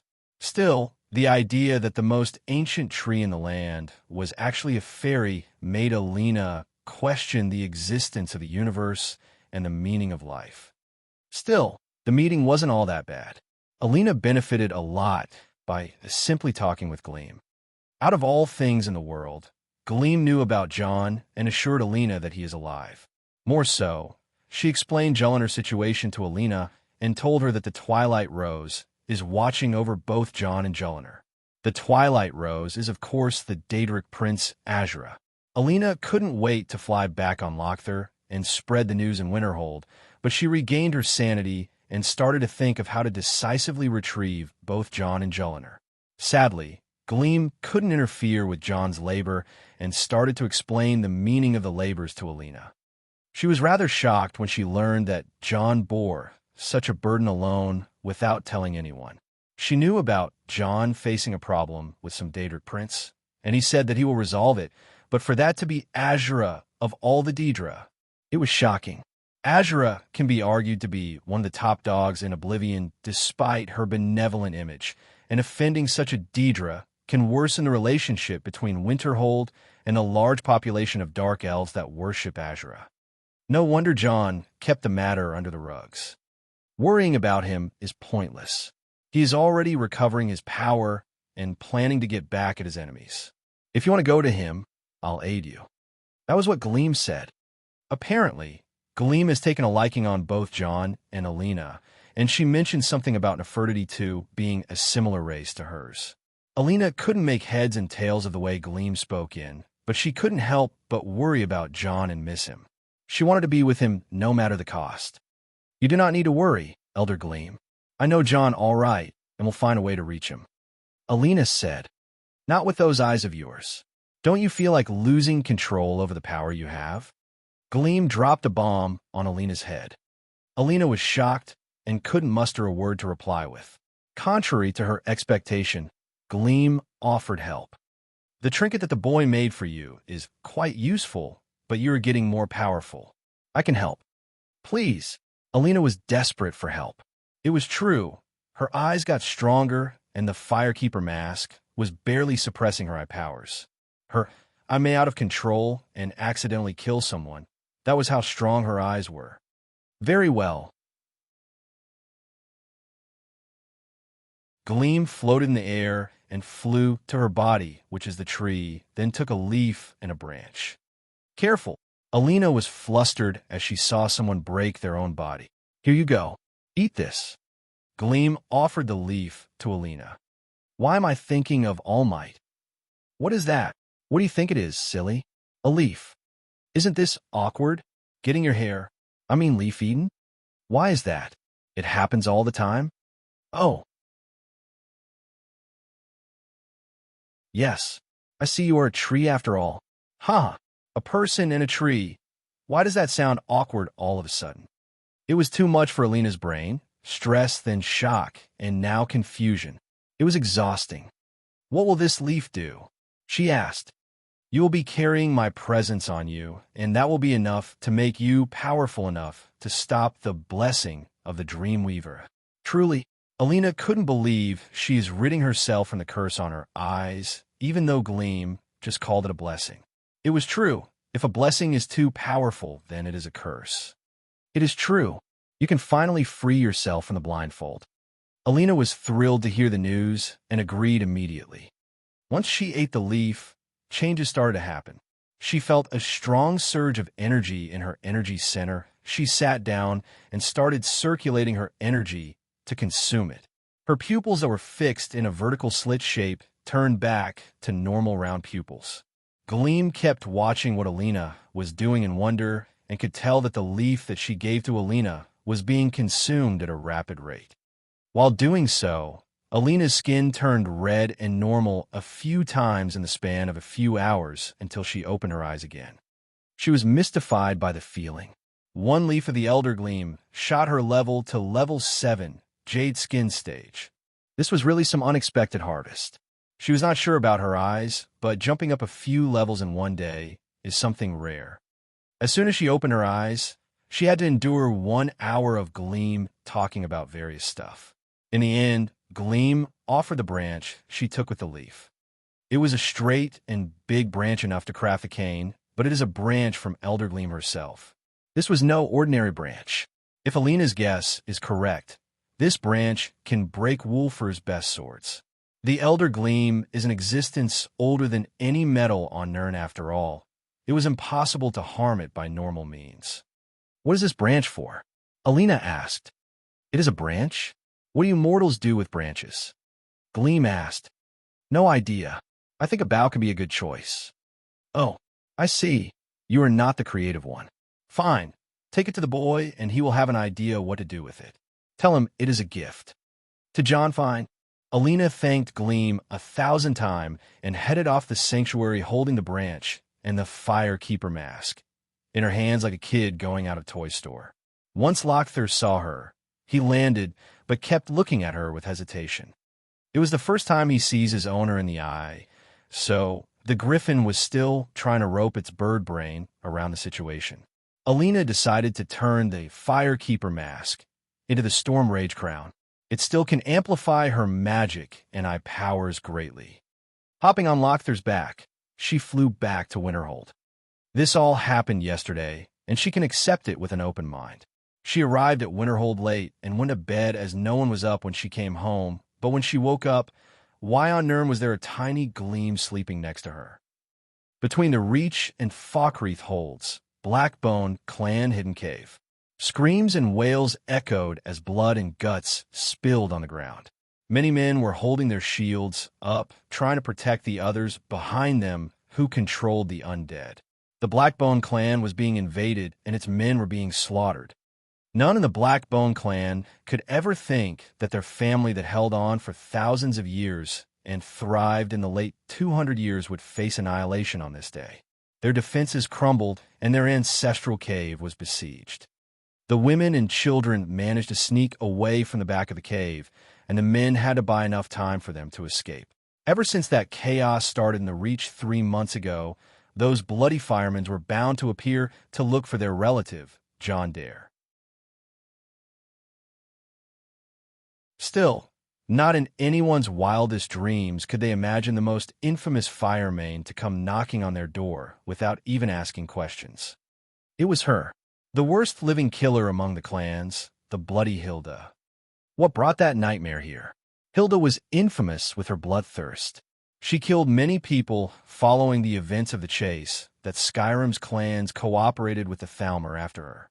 Her vengeance was bloody, and she dyed the sea with blood for 5 years until the firemen themselves had to put an end to it.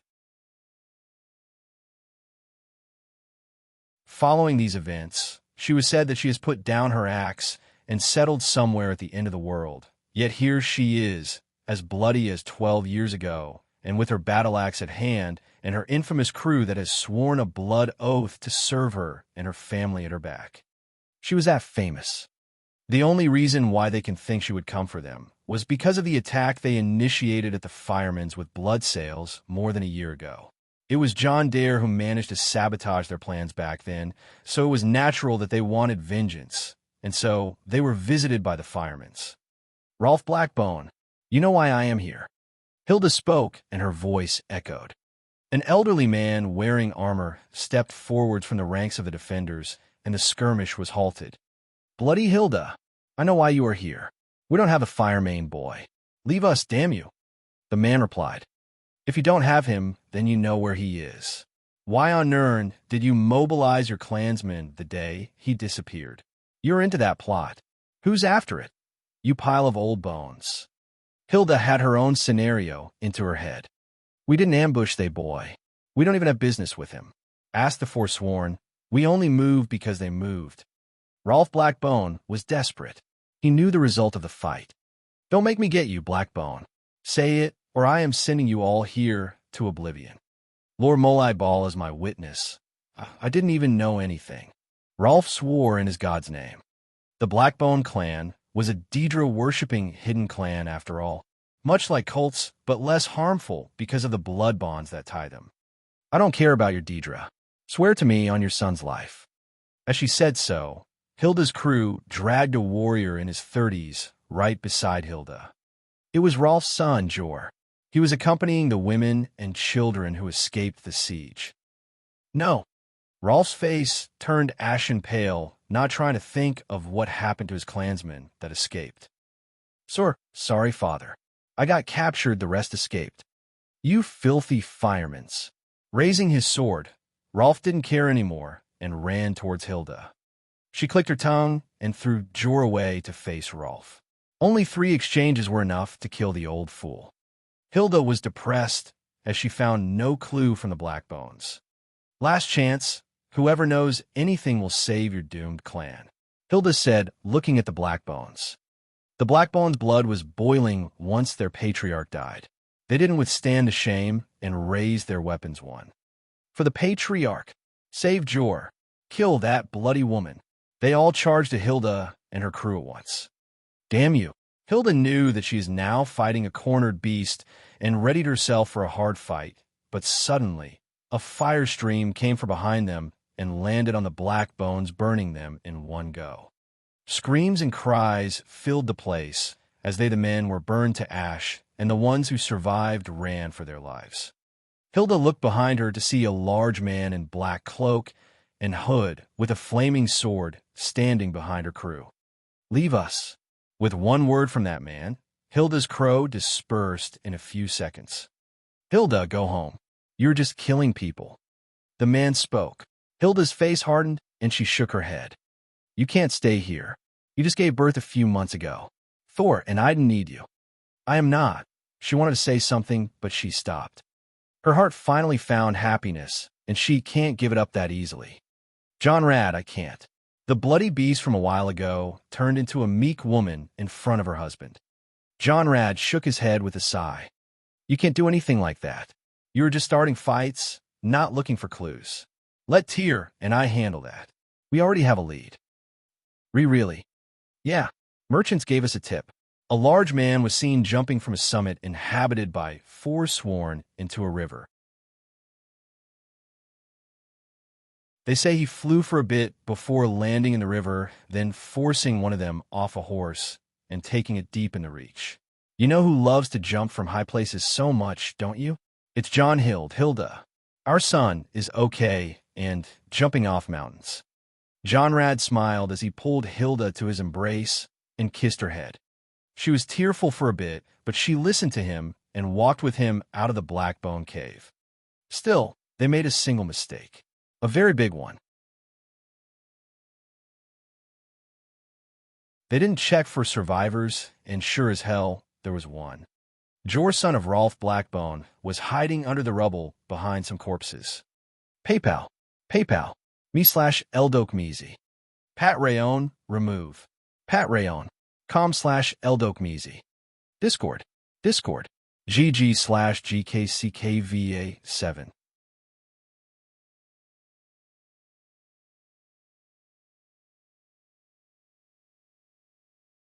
Chapter 339, Unwanted Visitor. Extra Chapter. Every new, plus $10, patron or PayPal. Extra Chapter, 5,000 votes. Extra Chapter, 8,000 votes. Winterhold. She walked to the large manor across the street, but no one recognized her right away. Many things are very different about her now. She is determined rather than gloomy. She is confident rather than hesitant, and she is hiding her face no more. Alina was brimming with life and power. Ollie, your eyes. As soon as Bjorna saw Alina, she hid her face with her palms, knowing the damage that could be done by one look from Alina's eyes. Alina smiled and held Bjorna's arm away. The two met eye to eye, and Bjorna gasped. Your eyes are fine? There is no gods. It is true, I no longer need to hide my eyes. Alina said, smiling. My God, come here, you are so beautiful. I miss that face. Bjorna pulled Alina in a hug right away and invited her in.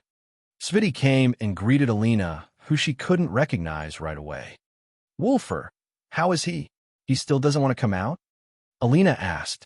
He is drunk. Bjorna, Sviti, I need him back on his feet in an hour. We are holding a meeting in the headquarters with the heads. We have an update on John, and we need a plan. I am done sitting around and waiting. Truly, Alina? You found him? No, but I have a solid lead. Wolfer controls most of the force, and I need him to take action with me. We are going to get John no matter what. We have an hour? Fine, I'll manage. Bjorna said and ran in. Alina was willing to take action no matter what the consequences. The elders from the Fire Mane and the Moonblade clans told her to stay put and be patient, but it has been 3 months already, and every enemy of John and the company was already rejoicing in joy. Also, not moving for 3 months was already a mistake. The morale in Winterhold was low, and everyone wanted to ensure the future. Alina strode out of Wolfer's manor and has already made her mind. Her beautiful, determined face started to attract a lot of attention in the street. Her style of dresses was what she was famous for in the city, and those who saw her face for the first time could already tell that this is the lady of House Dare. She headed to the company's headquarters and started to ready the plans she made for the campaign. John's title as a Thane gives him the privilege of commanding a force of 200 men outside his hold. No one said what kind of troops these will be, so Alina decided to make the best of it and call out the elites of the company. She also had one more card at her hand, but she decided to wait for the right time. The heads of the departments started to show up one after the other. Ongium, captain of the Dare fleet; Elishka, head of the Dare trading; Trudvar, John's housecarl and acting overseer of the Dare essentials. Commander of the Dare Corps was John, and now Alina was the acting commander. The one who was still late was chief of the Dare arsenal, Wolfer. They all waited for Wolfer in a cold atmosphere, but suddenly, Sev, the secretary of John, ran in and whispered something to Alina. Her face twisted immediately.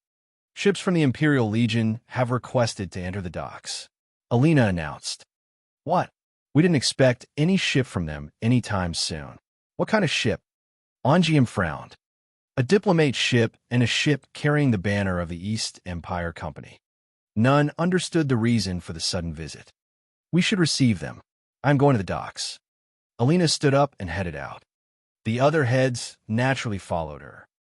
Down the slope in the shade of the College of Winterhold, the people of the Dare Dragon Company gathered behind Alina. She, who was finally showing her face around, gathered all attention and stood out the most. The two ships docked at the same time, but the East Empire Company's docked faster and could be seen trying to cross the way of the other ship. Once it docked, a figure jumped down fast on a rope ladder. It was Vittoria Vici. As her feet touched the pier, she turned towards Winterhold's people and strode right away until she saw Alina and paused for a second. Her head worked fast, and she figured out Alina's identity, then walked towards her with an awkward face. Alina too didn't like Vittoria and kept looking haughtily at her. Miss Moonblade, Miss Vici. The atmosphere was a bit tense, but it seemed that Vittoria had something to say. I just heard some news from Solitude and came right away from the city of Blacklight. This is about Thane John's company, and it is urgent. Vittoria approached Alina and whispered something to her. Alina's cool was disturbed, and she was about to break into anger, but she managed to hold it all in. She kept glaring at the other ship as if trying to sink it with her eyes, which was not completely impossible for her. Indeed, as people from the other ship landed, the atmosphere became way tenser than it already is. Even Vittoria stood beside the people of Winterhold and kept looking at the ones who came. A few Imperial gentlemen walked down from the ship, staggering after a seemingly long journey, and faced Alina and her people. They saw Alina and held their breath for some time before mustering the courage to walk forward and talk to the representatives of Winterhold. An elderly man took the lead of the envoys and spoke. Hello. I presume you are from the Dare Dragon Company. I am Surus Lach, an officer from the Imperial Guild of Commerce. We are here to deliver the issued license for the Dare Dragon Company. The chief executive officer of your company has applied for a license, and here it is. Will he please receive it or send a representative to receive it in his stead? The man said, taking out a large scroll of paper that has many words written on it and marked with many seals. This is indeed a legit license that all the traders would die to have, a license that transforms the company from a small entity that operates in a limited space to a large-scale company that can operate all around the empire. Something like that was a thing John always sought after. But Alina knew better. This is a double-edged sword. It can broaden the limits of the company, but it will put a certain limit that she could sniff coming. She looked at the man and spoke. I'm the representative of the Dare Dragon Company, and Thane John Dare of Winterhold. My beloved is absent at the moment, and by the legal authorities he left for me, I wish that the company receives that license on a later date. Now if you excuse me, Alina said and turned around. This was the right thing to do, not accepting the license. I am afraid that is not possible. A voice spoke and Alina stopped. The accent was Nordic, which was quite unusual for a Nord to keep company with the Imperials. Alina looked at whoever spoke and her eyes narrowed. The man stepped forward, but she didn't recognize him. However, others like Vittoria Vici and Alishka did recognize the man really well. All those who recognized the man looked at him with hate and contempt. Vittoria spoke his name so that Alina can hear it. Eriker. Just one word was enough to cause Alina to almost go berserk. She turned around and looked at the man who masterminded John's demise, and anger swelled in her. Opposite to her, Eriker looked at Alina with dirty eyes full of lust. Around him, there was more a few Imperial soldiers with a high-ranking legionnaire. This situation was already planned for. Eriker came with enough people to force his way in Winterhold. Still, Alina was not the person who would care for such a thing. Seeing Eriker's ugly mug was enough for her natural red eyes to be even redder and her eye powers to go out of control and assault Eriker. Thud. Buff. It burns. Stop. My eyes. The force that was released from her eyes was too overpowering that Eriker fell on his knees and started quivering in pain and screaming in agony. The pain was so great that blood started to come from his nose, ears, and eyes, and the vines of his neck were all stretching out and turning black. No one needed a clue to understand what is going on. The glow of Alina's eyes was visible to everyone. The legionnaire beside Eriker was the first to react and stood between Alina and Eriker. It was of no use, though, as Alina can see through things and Eriker can escape the torture. Stop, by the order of the Empire. You are assaulting a member of an Imperial envoy. You are under arrest. The legionnaire whose rank was captain took out his sword and pointed it at Alina, but without an answer. Alina was simply enjoying the agony she was inflicting on Eriker. I said stop. The legionnaire was enraged, and he stepped towards at Alina, waving his sword. Slash. Swash. In a split of a second, the sword fell from the hand of the legionnaire captain along with the arm that carried it. Yeah, the man couldn't withstand the pain and fell screaming. In front of him was the object that cut his arm. It was a hatchet, a mere old hatchet from descended on his arm and cleanly cut the arm down. Only one man in Winterhold can do that. Alina stopped what she was doing and looked at whoever threw it. It was indeed Wulfur. He walked forward with a wrathful face and stood beside Alina. You okay, sister-in-law? Alina nodded. He turned around and kicked the Imperial captain away, then walked to Eriker. Why is that weasel not in prison? Wasn't he supposed to be judged by the High King? He asked. He has connections in the Imperial Guild of Commerce. He was bailed out by a plea from the guild. Vittoria Vici replied. Asterisk spat asterisk Imperial dogs.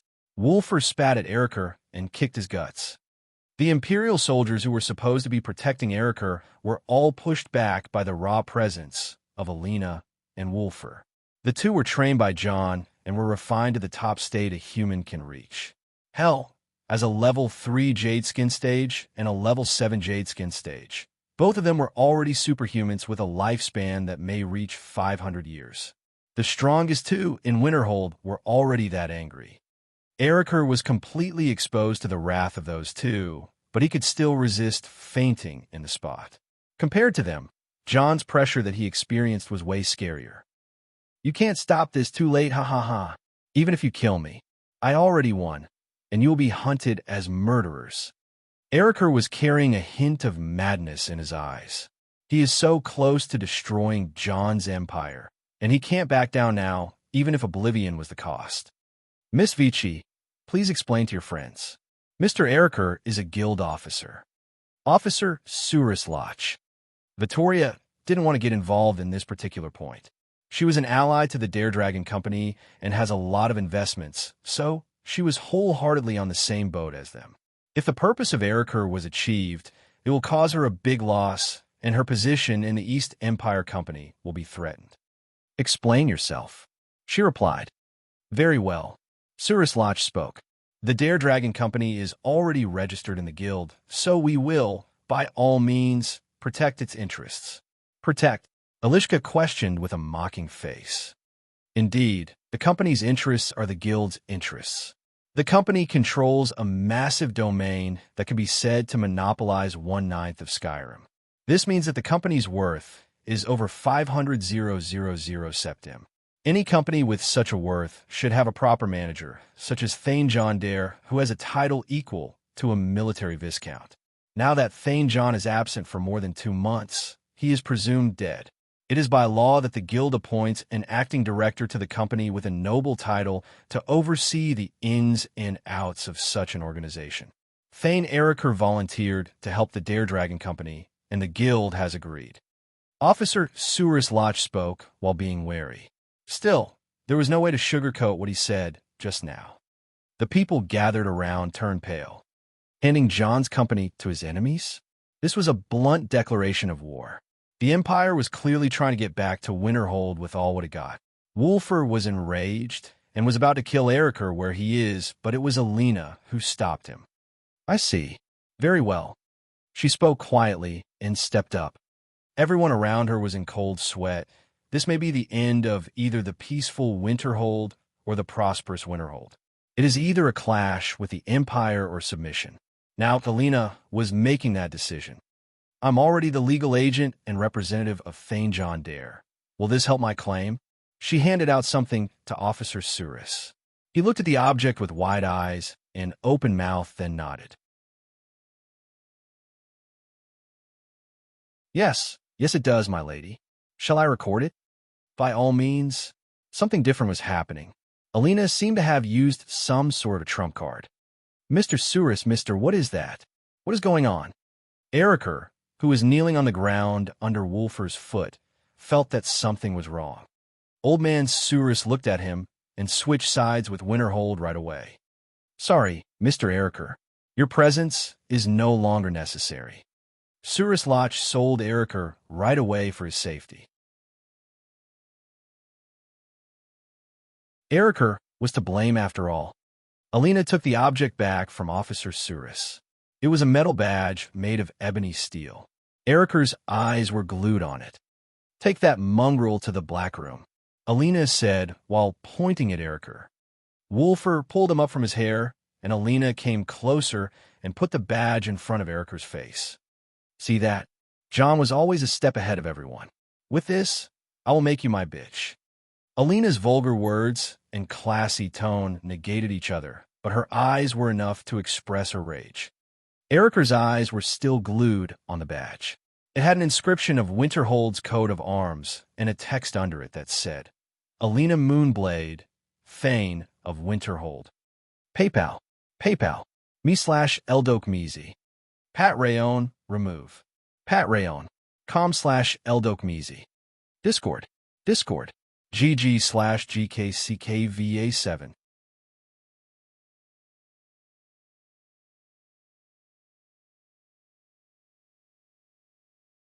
Chapter 340, Unexpected Help. An extra was supposed to be published last week for 5,000 votes. Well, here it is. Also, a sponsored character returns today. All that time, you were Thane? Sviti asked. John foresaw some trouble happening in his absence and talked with Jarl Career to give me the title. Mama has to watch the house when Baba is out. Ha, I see.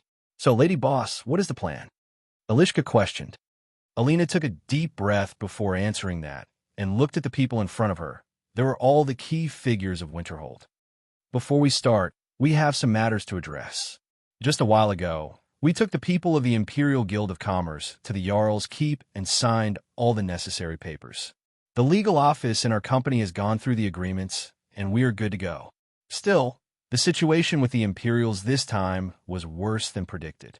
They tried to push Eriker on us so that Winterhold fall into their hands, and they manipulate the affairs with the company.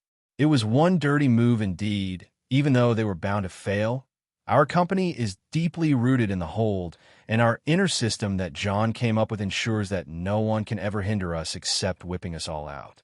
Therefore, we need to respond to this move the Empire took. Being the behemoth they are, I don't have a clue how to get back at them. Wolfer, how do you think John would respond in our situation? Alina directed a very important question to Wolfer, of all people. He is the only one who can understand John, and they completely trust each other. John appears to be rational and likes to play fair, but that's only a facade. John is obsessed with being in control and gives the opponent the illusion of having a chance of winning before completely shredding them to pieces and doing a wired dancing over their corpses. Wolfer said so with a remorseful smile. He gave the Empire many chances to get on his good side, but they always try to bite his ass. I asked him once about the reason why he doesn't have a bad feeling regarding the Empire and avoiding Ulfric. He said the influential Nords who sided with the Empire are somehow good people. We have Jarl Balgruuf, Jarl Idgrod, King Tor, while some are just some arrogant fucks. On the other hand, the ones who sided with Ulfric are either incompetent Jarls like Laila Logiver or fanatics like Skald the Elder. The difference between the two sides is that the Nords who sided with the Empire think of the big picture, even though the Empire itself is rotten to the core, while the ones on the side of Jarl Ulfric are mostly rotten themselves. I say we can't make such a big decision without John, but if you want to harass the Imperials, you can just give them the cold face. How so? Make trouble with them and lessen the supplies we send to their fort. If they sent anyone for explanting, lock them in the Black Room. If they cause trouble, kick them out of the fort. Alina nodded. You are right. Making their life harder is a good start. Sev, that captain whose arm was cut by Wolfer, news on him? Alina asked Sev. Yes, my lady. He was taken by a Legion priest to get his arm reattached. Then deliver this order to not let any legionnaire in a town, even for medicine. Yes. Trudvar, our newest inmate in the Black Room. That slime Eriker. I don't want him out even if the Aetherius and Nirn collapsed on each other. And assign him that Redguard torturer that John talked about. It already happened, my lady. The torturer requested some special items for the torture, and we are gathering the inventory for him. Special items? Like knives, razors, and poisons? Alina asked. No, it was some flowers, butterflies, a drawing of a Bosmare girl, and a narwhal tusk. Trudvar said. Huh. My reaction exactly. Still, Boss would always give the Redguard whatever he asked for. The guy is effective and clean. Still, no one understands what he does. Some say that those who he tortures lose the bright of their eyes and remain silent forever. Trudvar explained. Alina was still having a hard time understanding how can torture happen with such strange tools. I'm not sure what to expect from the first 3 items, but I don't want to know what will happen with the narwhal tusk. If you catch my drift. Ongium shuddered in cold sweat. Fine. With that out of the way, we can finally start our business. Alina clapped her hands and changed the subject. First off, I need to tell you how my eyes are back to normal. It is all related to John. Alina started telling an edited story about how she met a spiritual being that helped her recover and told her of John's status. She was also given the means to find him. This is fantastic news. My lady, whatever it is, we will do it. Ongium spoke. Thank you, Captain. We need to gather our best and head out to the Reach. I'm sure John will make his own ruckus, and we will find him right away. Alina said. Didn't the elders say we should stay put? The gloomy Wolfer asked. Alina glared at him. Screw that. They don't even have the guts to order John around, and they want to order me? No. I am done being everyone's favorite girl, and I am doing what I have to do for John and for Winterhold. In case you're not getting the image in my mind for Alina, she talks like Anna Henrietta from Witcher 3. So fucking class. Wolfer nodded and didn't say anything. Now, let's focus on the problems we at hand. As John's representative, I can mobilize 200 men under his name, and as Thane myself, I can mobilize 200. This is 400 in total. I don't want to leave Winterhold unguarded, so I want to have the best combination of soldiers. Any suggestions? My lady, according to what we know, The Reach is a rocky area with many twisted roads and hidden caves. Horses won't serve us much, so we can't take our cavalry. We certainly need our heavy troops and light troops, so I suggest a combination of both. Trudvar said. I see. What are the numbers we have? Alina asked. My lady, only the boss knew, and he kept making many camps in different places, so no one can know the exact number of our forces. What we can tell is that we have already surpassed the limit of 1,000 men in our mercenary corps, and if anyone found out the real number of our troops, the company is going to be in trouble. Elishka said. Wait, we have more than a 1,000. Yes, the boss kept them in many places and under different jobs than mercenaries like guardsmen, local militia, and caravan guards. He said that only the commanders know how many they control, and there's only one person other than him knew the total number the company can mobilize. Trudvar said. Alina could think of only one person. She looked straight to Wolfer. Wolfer nodded and took out a file and passed it to Alina. She looked at what's inside and barely kept a poker face. Was John trying to participate in some war? She thought. In front of her, the file contained details about the different teams of the Dare Corps and their commanders. In total, Alina was introduced to the real power of the company. To summarize it, it was an army and a navy. The Dare fleet consists of one dragon ship, which is the flagship Queen Potima's Revenge, 8 cruiser ships, which are Roaring Flame, Thunder Wrath, Iron Maiden, Winter Grace, Bloody Witch, Sea Ghost, Knifehead, and Hasty Bee, 25 gunboats named by numbers, and all that was powered by a total 800 sailors known as the Dare Marines. She looked at Angium, who controlled all that number, and he smiled shyly. That man was not only a good friend of John, but also can control all that large number on his own. Still, the wonders didn't end here.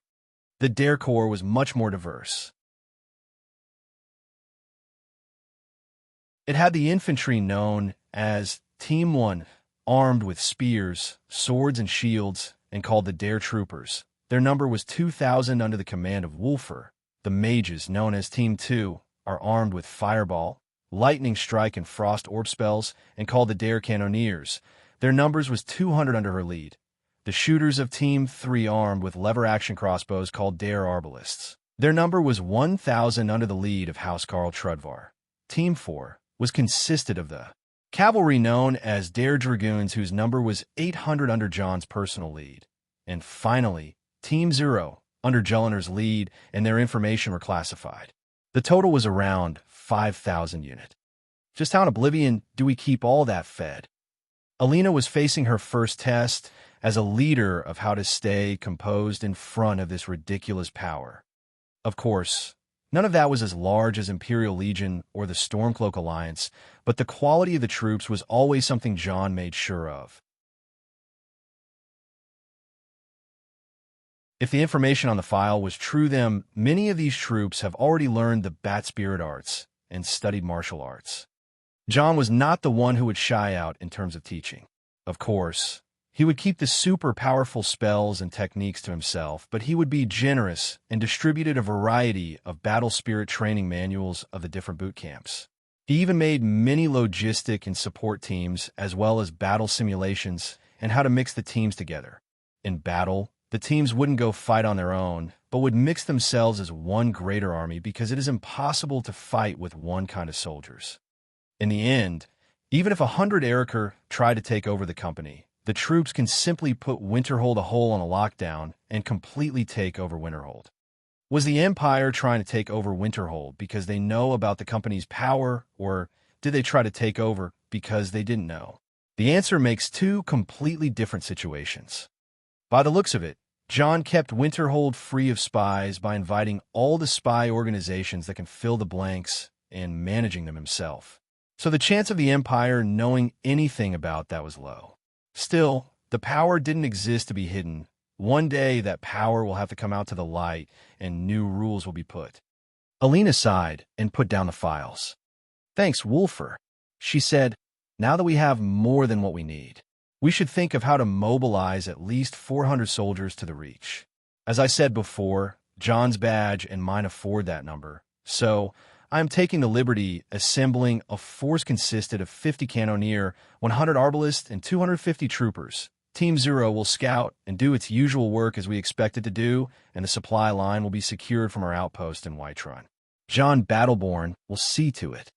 It is all good and fine, my lady, but we either have to move by land or by sea. By sea will take a long time, and we have to land in Solitude to reach the Karth River. Landing in Solitude will make us go through 1,000 inspections by the Imperial Legion, and an unauthorized landing will make the Empire look for trouble with us right away. We can move by land, and the best way is to go through the Pale. The only problem is that Jarl Skald of Dawnstar won't let us pass, and we may need to move by force, costing us people and time. It is your choice, my lady. Trudvar said. It is as you said, House Garl Trudvar. I will handle that. Wolfer spoke out. Elaborate. Alina asked. Ongium, and I will handle Jarl Skald. You will pass without a problem through the Pale. Wolfer said. Fine, we'll discuss your plan together. Alina agreed once she saw the determined look on Wolfer's face. With that, I think everyone knows what to do. Your files all contain your duties. Please be. Excuse me, my lady. Sev, the secretary, came from outside and interrupted Alina. What is it? A man came from Morrowind. He said he is friends with Boss John, and he heard of his capture. He said he can help. What is his name? Lon Mas Sadr. Lon Mas Sadr is a sponsored character by Matthew Landon. Lon Mas Sadr, of course Alina remembered the name. He is a Nord of Clan Sadr of the Rift. He was a person captured by the Bloodwhore curse and got freed by John in last battle against them. He works in Morrowind and promised he would repay John one day for saving him. Fine, Sev. I will see him. Alina moved from the conference table to the main large office and sat behind it surrounded by Wolfer and Trudvar. Lon Mas Sadr entered the office and greeted Alina right away. Crimson Moon of the Great Clan Moonblade, greetings. Lon Mas of the Ancient Clan Sadr, is a pleasure. Please sit. Alina greeted a fellow member of the Hidden Clan who was on the good side of her clan. Sadr clan is mostly involved with the drama and focuses its power on the trade with Morrowind and Black March. I will go straight to the subject. Thane John saved my life, and my clan sent me news of his disappearance in the Reach while I was in Mournhold. My employer agreed to let me come and help. She also gave me an item that can help greatly, and said that the company can use it to mobilize a lot of power. Lama said, and put a box in front of Alina. Alina hesitated for a bit, but she took the box and opened it. Inside it, there was a large seal that seemed to befit of a royal court. That seal carried the insignia of the Empire and another insignia of a tilted scale. Alina knew what it meant. This is a royal seal ordered by Emperor Tiber Septim to be given to the Great House Hlalu, a Morrowind. The holder of that seal can go through any Imperial Legion inspection without a hitch and can even request aid from the Legion. My employer said that she will lend it to the company until Thane John is found. Lon Mas said. Alina looked with wide eyes to the seal and then looked at Lon Mas. She remembered hearing the name of his employer once, but she can't remember it exactly. I am sorry. Who is your employer again? Alina asked. Lon Mas smiled and rested his back to his seat. She is called the Old Woman of Mournhold. That you're tuning in to the Warrior Lore YouTube channel. Don't forget to subscribe and join us on this journey to catch the most captivating stories.